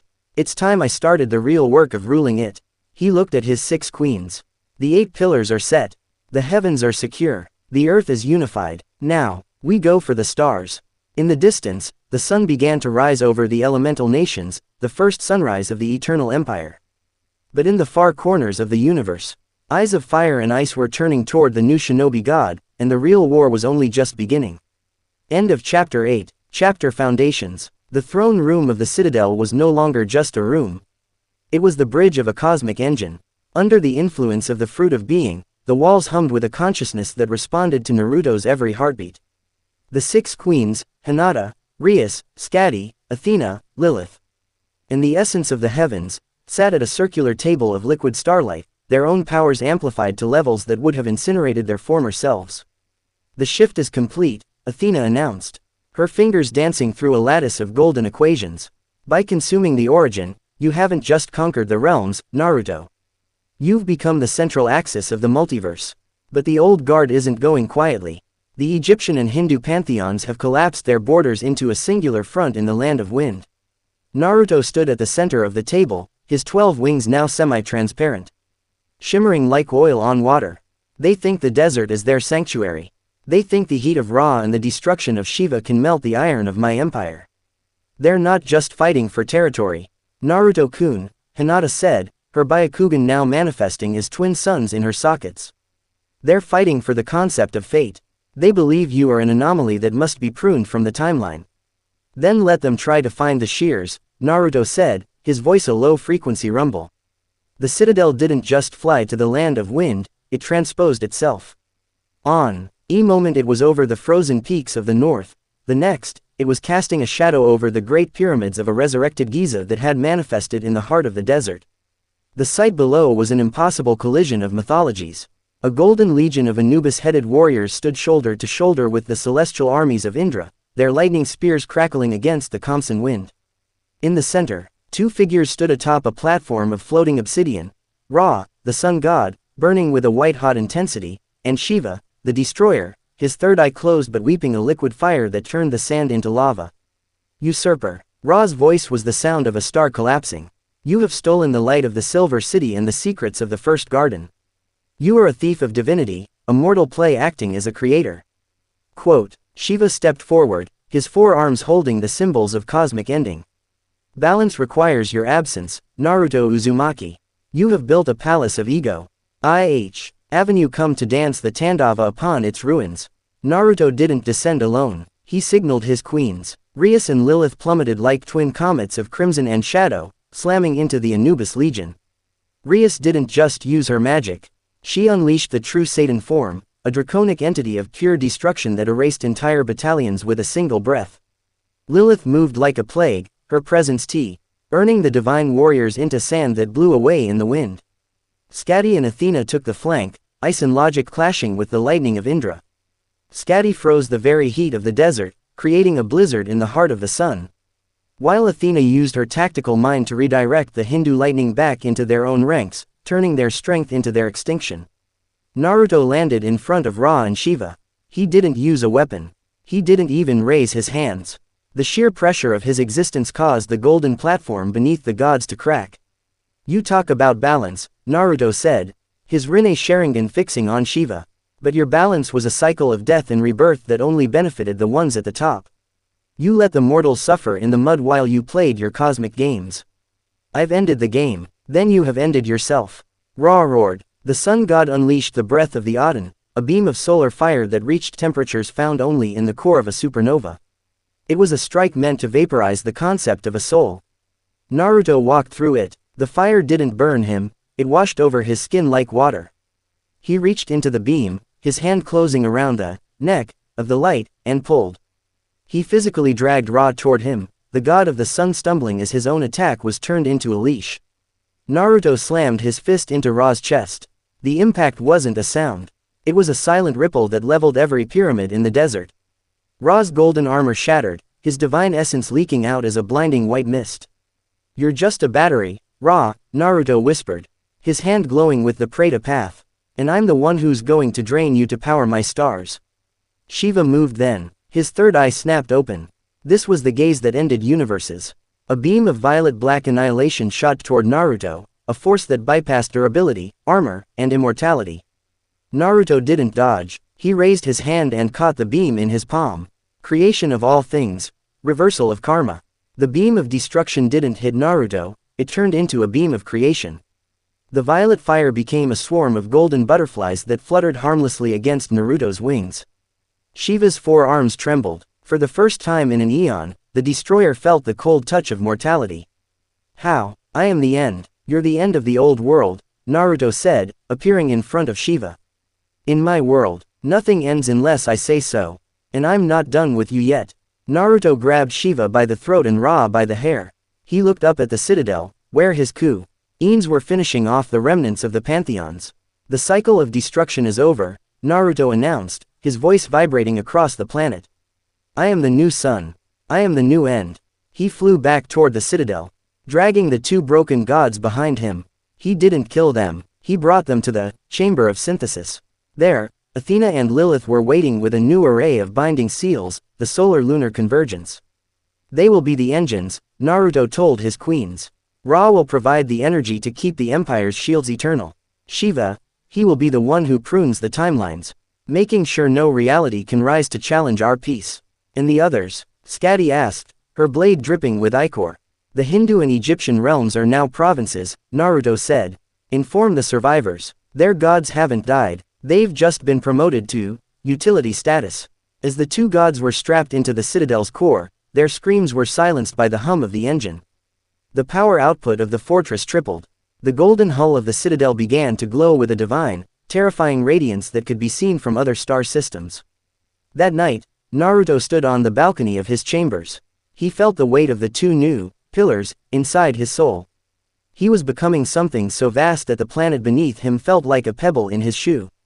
Lilith walked up behind him, her arms wrapping around his waist. "You've done it, Naruto. You've broken the two oldest dynasties in the multiverse. The other gods are hiding in the dark, praying you don't look their way."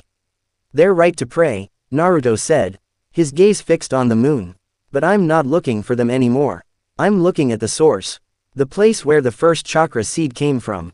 He looked at his hands, which were now flickering with a pale, white fire. "The Otsutsuki weren't the kings of their race," Naruto murmured. "They were just the scouts.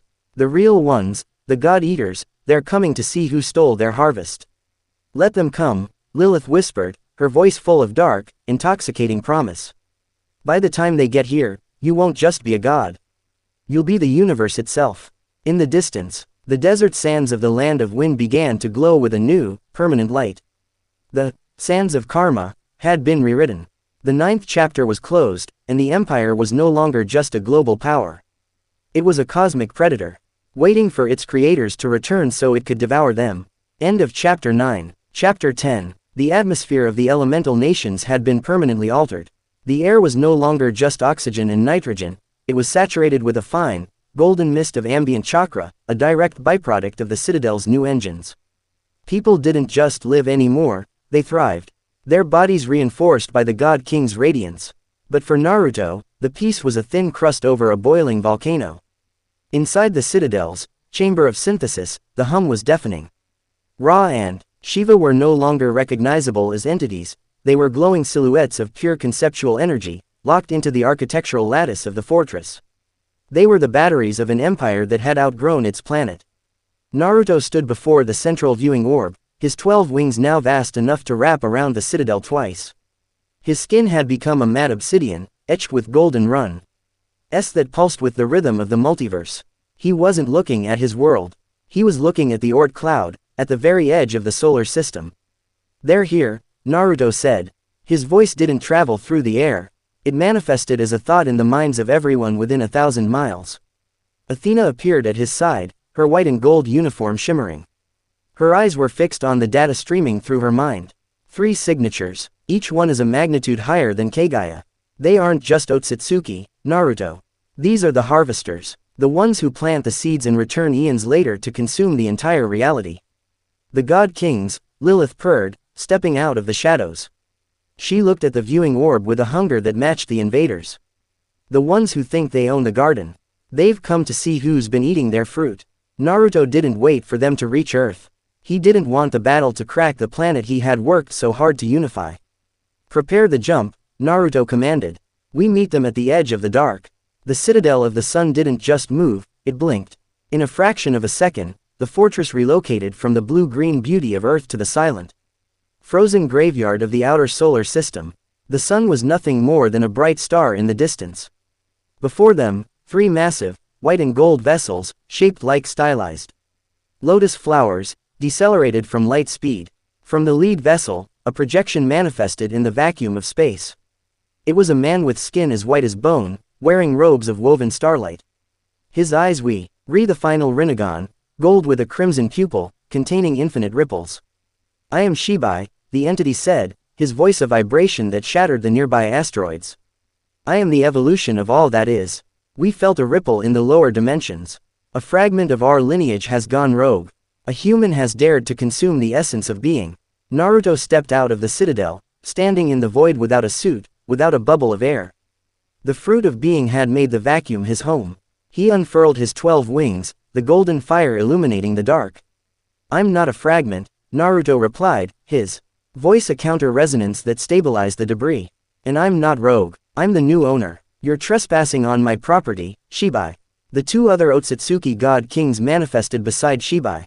Oh, Ne was a towering warrior with 4 arms, each holding a weapon made of condensed stars. The other was a woman whose hair flowed like a nebula, her eyes holding the power to collapse space-time. "The human speaks of ownership." The warrior laughed, a sound like grinding tectonic plates. "You are the soil, boy. You are the fertilizer for the next fruit. We have come to harvest this solar system and move on to the next. Your empire is just a well-organized dinner."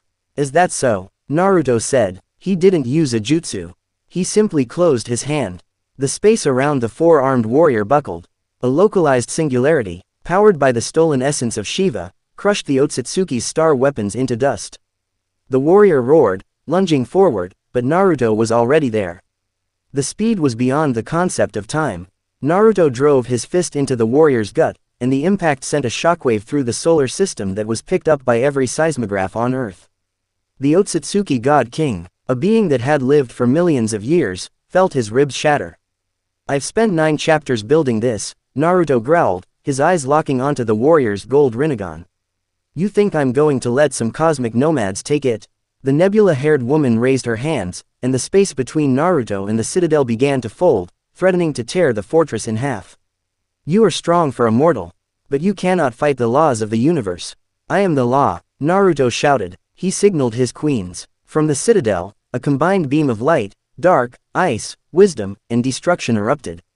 Hinata channeled the Eye of the Beginning, Rias and Lilith added the primordial void, Skadi contributed the absolute zero, and Athena focused the energy with mathematical perfection. The beam hit the spatial fold, not just breaking it, but reversing the polarity. The nebula woman screamed as her own power was turned against her, her form beginning to dissolve into the very stars she manipulated.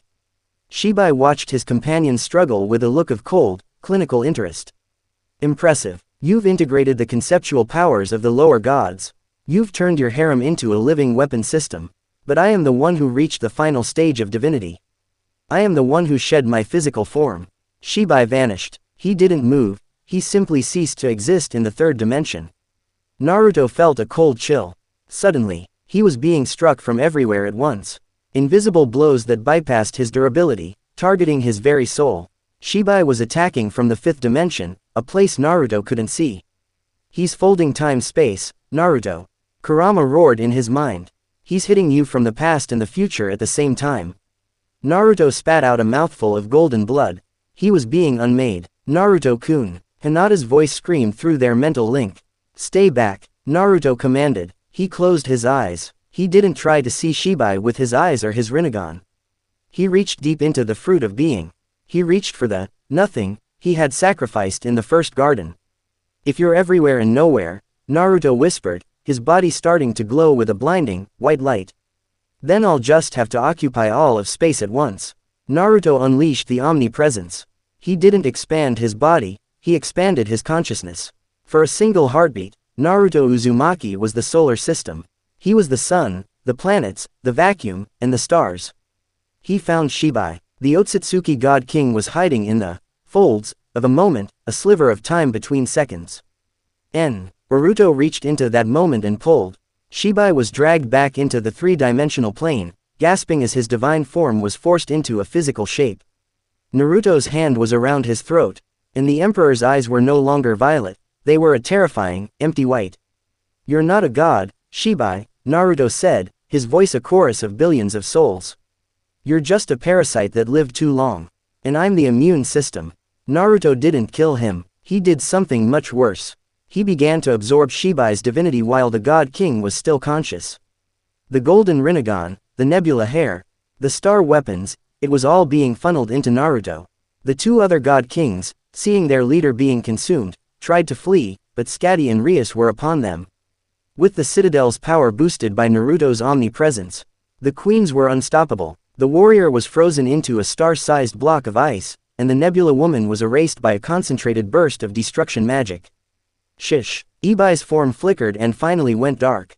Naruto stood in the void, holding the empty husk of the Otsutsuki God. He crushed it into ash, letting the cosmic winds take it. Naruto returned to the citadel. He walked through the halls, his footsteps echoing like thunder. His queens gathered around him, their expressions a mix of relief and terror. Naruto looked at them, and for the first time, his gaze was alien. He had seen the fifth dimension. He had seen the birth of the multiverse. He was no longer the boy who wanted to be Hokage. The harvesters are dead, Naruto announced. And the rest of their race? Athena asked, her voice trembling. I've seen their coordinates, Naruto said, looking at the distant stars. They have thousands of worlds. Thousands of gardens where they do this. They think they can just keep eating. Quote, he looked at his 6 queens, his 12 wings unfurling to their full, terrifying glory. The empire is expanding, Naruto said. We aren't just going for the stars. We're going for their throne. We're going to hunt the Otsutsuki to the edge of the universe. Hinata stepped forward, touching his hand. Naruto-kun, are you still, you? Naruto looked at her, and for a fleeting second, the gold returned to his eyes. He pulled her close, his touch possessive and heavy. I'm whatever the world needs me to be, Hinata. And right now, the world needs a god who knows how to hunt. The citadel of the sun began to glow with an iridescent, multidimensional light. It turned away from the earth, its prow pointing toward the deep, dark void of the galaxy. The 10th chapter was the end of the human era. The 11th would be the beginning of the galactic conquest. The Shinobi God was no longer content with a world. He wanted the all. End of chapter 10. Chapter 11. The earth was now nothing more than a pale blue dot in the rearview mirror of a cosmic predator. The citadel of the sun had undergone a final, terrifying evolution. No longer just a fortress, it had become a world ship. A vessel of divine geometry that hummed with the combined power of 3 broken pantheons and the stolen divinity of the Otsutsuki God Kings. Naruto sat upon a throne, made of solidified starlight in the center of the Grand Command. His 12 wings were no longer biological, they were constructs of pure information and energy, spanning the width of the ship's interior. Every system, every soul, and every blade in the empire was connected to him through a neural web of chakra. At his side, Athena processed the data of 1 billion star systems. We have mapped the Otsutsuki, Silk Road, Naruto. They have a network of nursery worlds, planets where life was cultivated specifically to be harvested. There are 36 primary hubs. If we take the hubs, the entire race starves. Then we don't just take them, Naruto said, his voice resonating through the hull. We liberate the soil. We show the crops that their gods were just hungry ghosts. The first hub is the Nebula of Ash, Rias reported, her crimson wings glowing with an intensity that rivaled a red giant. It's guarded by a fleet of Otsutsuki, sentinels, lower-tier gods who haven't yet earned the right to harvest. They're arrogant, and they're waiting for us. Naruto stood, and the very fabric of space-time within the ship rippled. Jump. The citadel didn't move through space, it or a hole in the universe and stepped through. They emerged in a nebula that glowed with the sickly green of a dying star. Thousands of Otsutsuki ships, sleek, white craft that looked like bone, swarmed the area, surrounding a massive artificial planetoid that served as a chakra refinery. The Otsutsuki commander, a being named Keigaya's superior, Arashiki Prime, projected his image across the void. You are the aberration from the blue planet. You've come far to die, human. Naruto didn't reply with words. He raised his hand, and the citadel's main weapon, the Gingnur of the sun, fired. A beam of white-hot divinity, infused with Shiva's destruction and Ra's fire, pierced through the Otsutsuki fleet as if they were made of paper. 1,000 ships vaporized in a single heartbeat. Queens, Naruto commanded, cleanse the sky. The harem of the apocalypse launched into the vacuum. Hinata, draped in the Hamura Uzumaki shroud, moved through the Otsutsuki ranks like a silent reaper. Every strike of her palms didn't just close Tenketsu, it caused the very atoms of her enemies to stop vibrating, turning them into statues of absolute zero stillness. Skadi and Rias worked in a terrifying tandem, Skadi freezing the engines of the enemy ships, while Rias unleashed ruined stars that collapsed the frozen hulls into miniature black holes. Lilith, the mother of primordial dark, didn't fight. She simply sang. Her voice, amplified by the citadel, carried a frequency that resonated with the fear in the Otsutsuki souls. Entire crews turned on each other, driven mad by the realization that their divinity was a lie. Naruto himself targeted the refinery. He descended onto the surface of the artificial planetoid, his 12 wings shedding feathers of golden fire that burned through the Otsutsuki guards. Arashiki Prime met him in the central plaza, wielding a hook made of concentrated time energy. You cannot defeat a race that has lived for eons. Naruto caught the hook with his bare hand. The time energy tried to age his flesh by 1,000,000 years, but Naruto's fruit of being made his, now, eternal. He was the constant in a shifting universe. Eons of stealing don't make you a god, Naruto said, his Rinne Sharingan spinning into the final cipher. It just makes you a thief who stayed lucky. Your luck just ran out. Naruto drove his fingers into Arashiki's chest and peeled the Otsutsuki's power away. He didn't just take the chakra, he took the memories of every world Arashiki had ever destroyed. Naruto felt the screams of 1,000,000,000 dead souls, and he channeled that grief into a single devastating pulse of energy. The refinery planetoid exploded, but the debris didn't fly outward. Naruto used his gravity to pull the remains into a singular point, creating a new, healthy star in the center of the nebula. This nebula is no longer a graveyard, Naruto announced to the liberated crops on the nearby planets. It is a province of the sun. You are no longer food. You are citizens. He returned to the citadel, his power growing with every conquest. He could feel the Otsutsuki home world, the true origin, trembling at his approach. That night, as the citadel moved toward the second hub, Naruto sat in his chambers. Hinata sat at his feet, her head resting on his lap. The other queens were scattered throughout the room, resting or planning. The further we go, the less human you feel, Hinata whispered, her white eyes looking up at him with a mix of love and sorrow. Naruto looked at his reflection in the viewport. He could see the stars moving through his skin. He was becoming the map. I'm the shield, Hinata, he said, his voice a gentle thunder. To protect the humans, I had to stop being one. But as long as you're here, I have a reason to remember what it felt like to be cold and hungry. He pulled her closer, his 12 wings wrapping around them both, creating a cocoon of divine warmth in the middle of the cold, dark galaxy. But in the shadows of the command deck, Athena was looking at a new reading. A signal coming from the very center of the universe. A signal that predated the Otsutsuki, predated the gods, and predated the Void Eaters. Naruto, Athena whispered into the comms. The architect is waking up. Naruto's eyes snapped open, glowing with the light of 1,000 suns. The crusade had only just begun, and the creator of the game was finally calling for his turn. End of Chapter 11. Chapter 12. The center of the universe was not a place of light, it was a place of impossible geometry. The citadel of the sun had traveled beyond the reach of time. Entering the null zone, the white space that existed before the first atom was conceived. Here, the stars were not balls of gas, but giant, unblinking eyes that watch. The progress of the world ship with a cold, mechanical curiosity. Naruto stood at the prow, his 12 wings now spanning miles, their edges fraying into the white void. He felt the weight of his empire behind him, the billions of souls. The broken gods, and the 6 queens who had become the extensions of his will. But here, in the presence of the source, he felt like the boy on the swing once more. The readings have stopped, Athena said, her voice echoing in the absolute silence of the null zone. She stood beside Naruto, her tactical visor cracked, her divine wisdom struggling to process.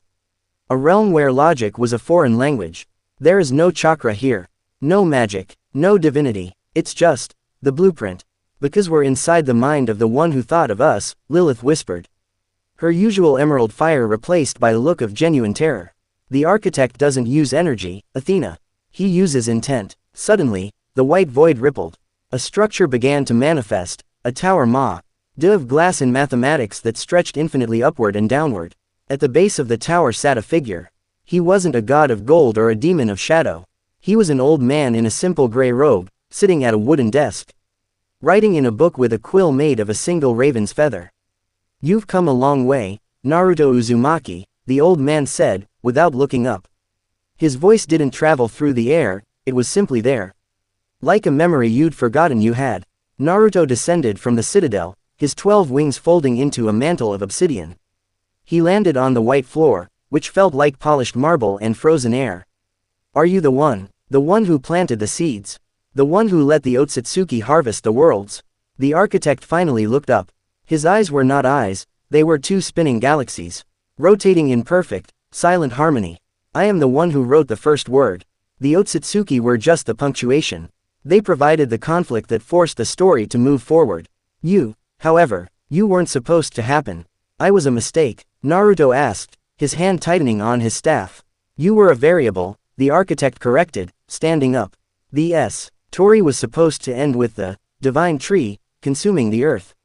A tragic, cyclical ending. But you reached into the inkwell. You took the concepts of other worlds, the devils, the gods, the primer dials, and you rewrote your own character. The architect walked toward Naruto, his footsteps making the sound of a clock ticking. But now the book is full. You've conquered the heavens, the hells, and the stars. There is nowhere left for the story to go. And a story that cannot go forward must be closed. I'm not a story, Naruto growled, his 12 wings snapping open, the golden fire illuminating the white void. I'm a man who wanted to save his people. I'm a king who brought peace to 1,000 worlds. Peace is the end of a story, Naruto, the architect said sadly. Conflict is life. You've created a world so perfect, so unified, that nothing new can ever happen. You've become the ultimate censor. The architect raised his quill. I'm going to erase the last 12 chapters. I'm going to take the world back to the beginning. Back to the boy on the swing. This time, we'll try a different path. No, Naruto roared. He didn't use a jutsu, he unleashed the will of the empire. The combined power of Ra, Shiva, Michael, Shibai, and the 6 queens erupted from his body in a pillar of white-hot existence.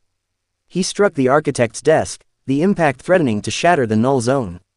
The architect didn't move, he simply held up a hand, and Naruto's power was caught in a bubble of ink. You cannot fight the writer with the ink he gave you, Naruto. Then I'll use my own. Naruto signaled the citadel. High above, the 6 queens performed the rite of the 7th sun. They didn't fire a weapon, they offered their lives. Hinata, Rias, Skadi, Athena, Lilith, and the He-Avens, each one surrendered their individuality, merging their essences into a single, terrifying point of self. They became the 7th queen, a being of pure paradox. The paradox queen descended, a silhouette of shifting light and darkness, and touched the architect's book. The ink began to run. The fate that the architect had written started to dissolve into a chaotic, beautiful mess of choice. What are you doing? The architect asked, his galaxy eyes wide with shock. If you destroy the blueprint, the universe will have no rules. Stars will fall, gravity will fail, and death will have no meaning. Good, Naruto said, his hand closing around the architect's throat. I'm tired of your rules. I'm tired of being a character in a tragedy. If the universe has to be a mess to be free, then let it burn. Naruto didn't kill the architect. He did something far more final. He took the architect's quill and stabbed it into his own heart. The null zone exploded. Naruto didn't die, he became the ink. He felt the billions of lives in his empire, the thousands of years of history, and the infinite possibilities of the future. He felt the 6 queens returning to their physical forms, gasping for air as the story ended and life began. The citadel of the sun was no longer a ship, it was a part of the sky. The elemental nations, the underworld, the Silver City, and the Otsuts. UKI hubs were no longer separate dimensions. They were one world, a vast, impossible landscape of floating islands, golden deserts, and crystal oceans. Naruto woke up on the great stone face of the Hokage. But the village below was not the leaf. It was a sprawling, infinite metropolis of white stone and green gardens, where humans, devils, angels, and shinobi walked the streets together. There were no walls. There were no borders. He looked up. The sky was filled with 12 suns, each one representing a wing of his former self. Hinata walked up to him, her eyes no longer glowing with divine power, but with the simple, warm light of a woman who was finally home. She wasn't a queen or a weapon.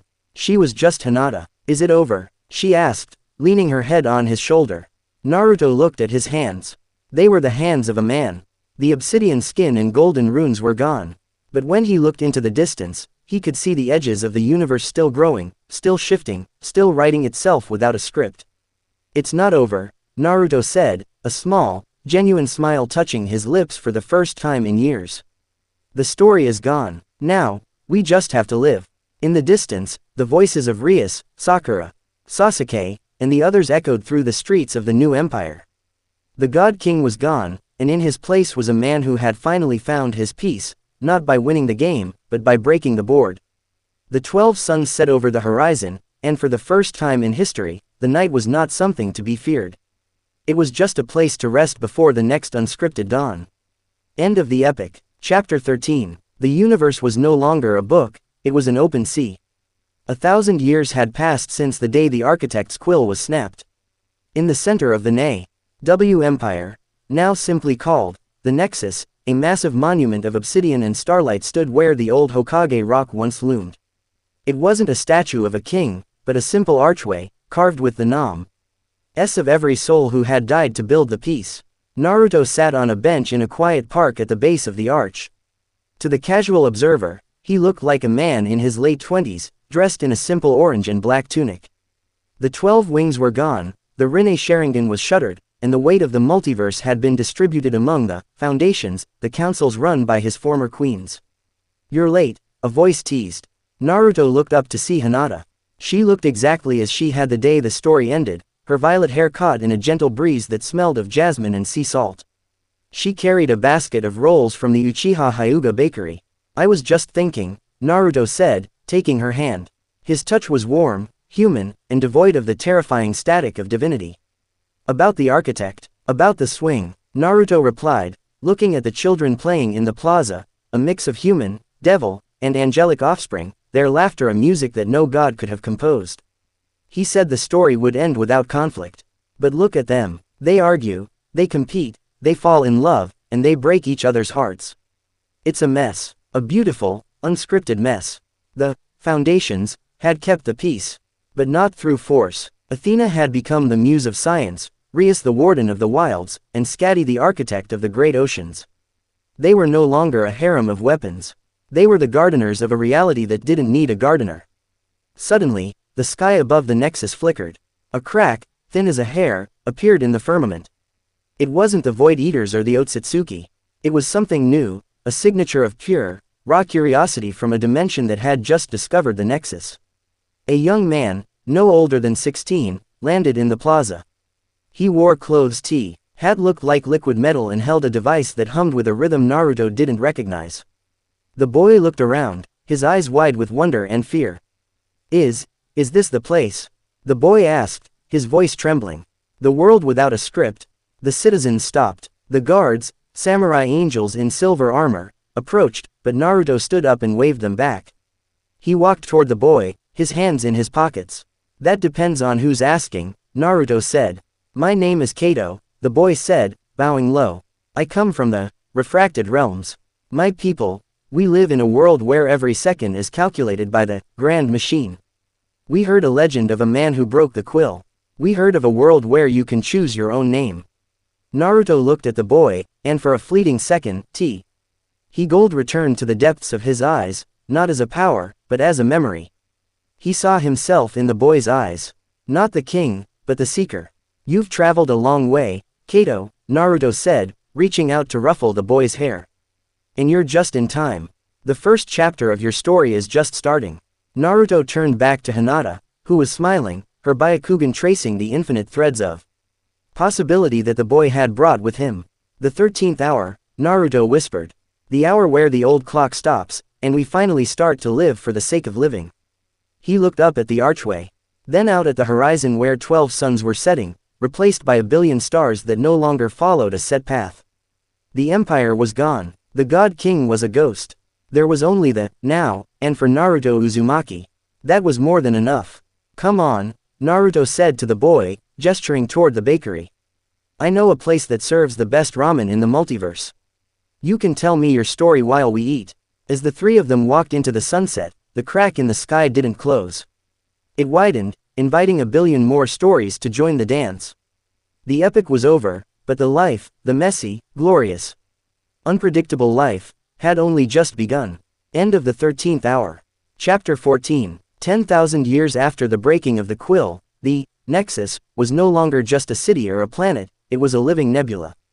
The 12 sons of Naruto had stabilized into a celestial clock that regulated the growth of a billion civilizations. In this era, magic, technology, and chakra were indistinguishable, a unified force known simply as the Pulse.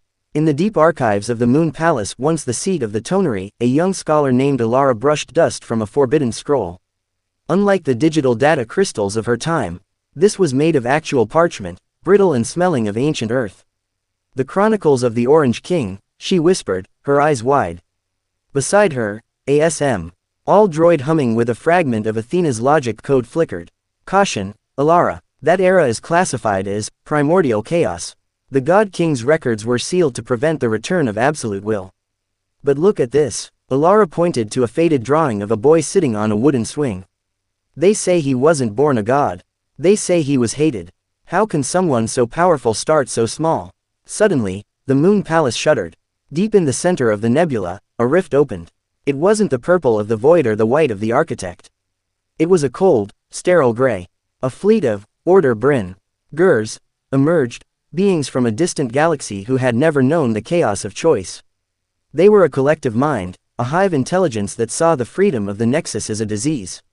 The Order Bringers didn't send a message. They sent a static wave, a frequency designed to override the individual wills of the Nexus citizens, turning them back into predictable, scripted entities. The Foundations, the ancient protectors, prepared for war. Rias Grimori, now a being of pure crimson light, and Skadi, a goddess of galactic frost, met in the void. But the static wave was bypassing their powers, it was attacking the very free will that Naruto had died to protect. We can't stop it, Rias said, her voice a cosmic tremor. They aren't fighting our bodies. They're rewriting our now. Back on the moon, Alara felt the static wave hitting her mind. Her thoughts began to slow, her curiosity fading into a dull, gray obedience. Desperate, she pressed her palm against the ancient scroll. If you're still there, she prayed. If the legend is true, we need the chaos. We need the boy. The scroll didn't glow with gold. It didn't explode with power. Instead, a single, warm teardrop of chakra.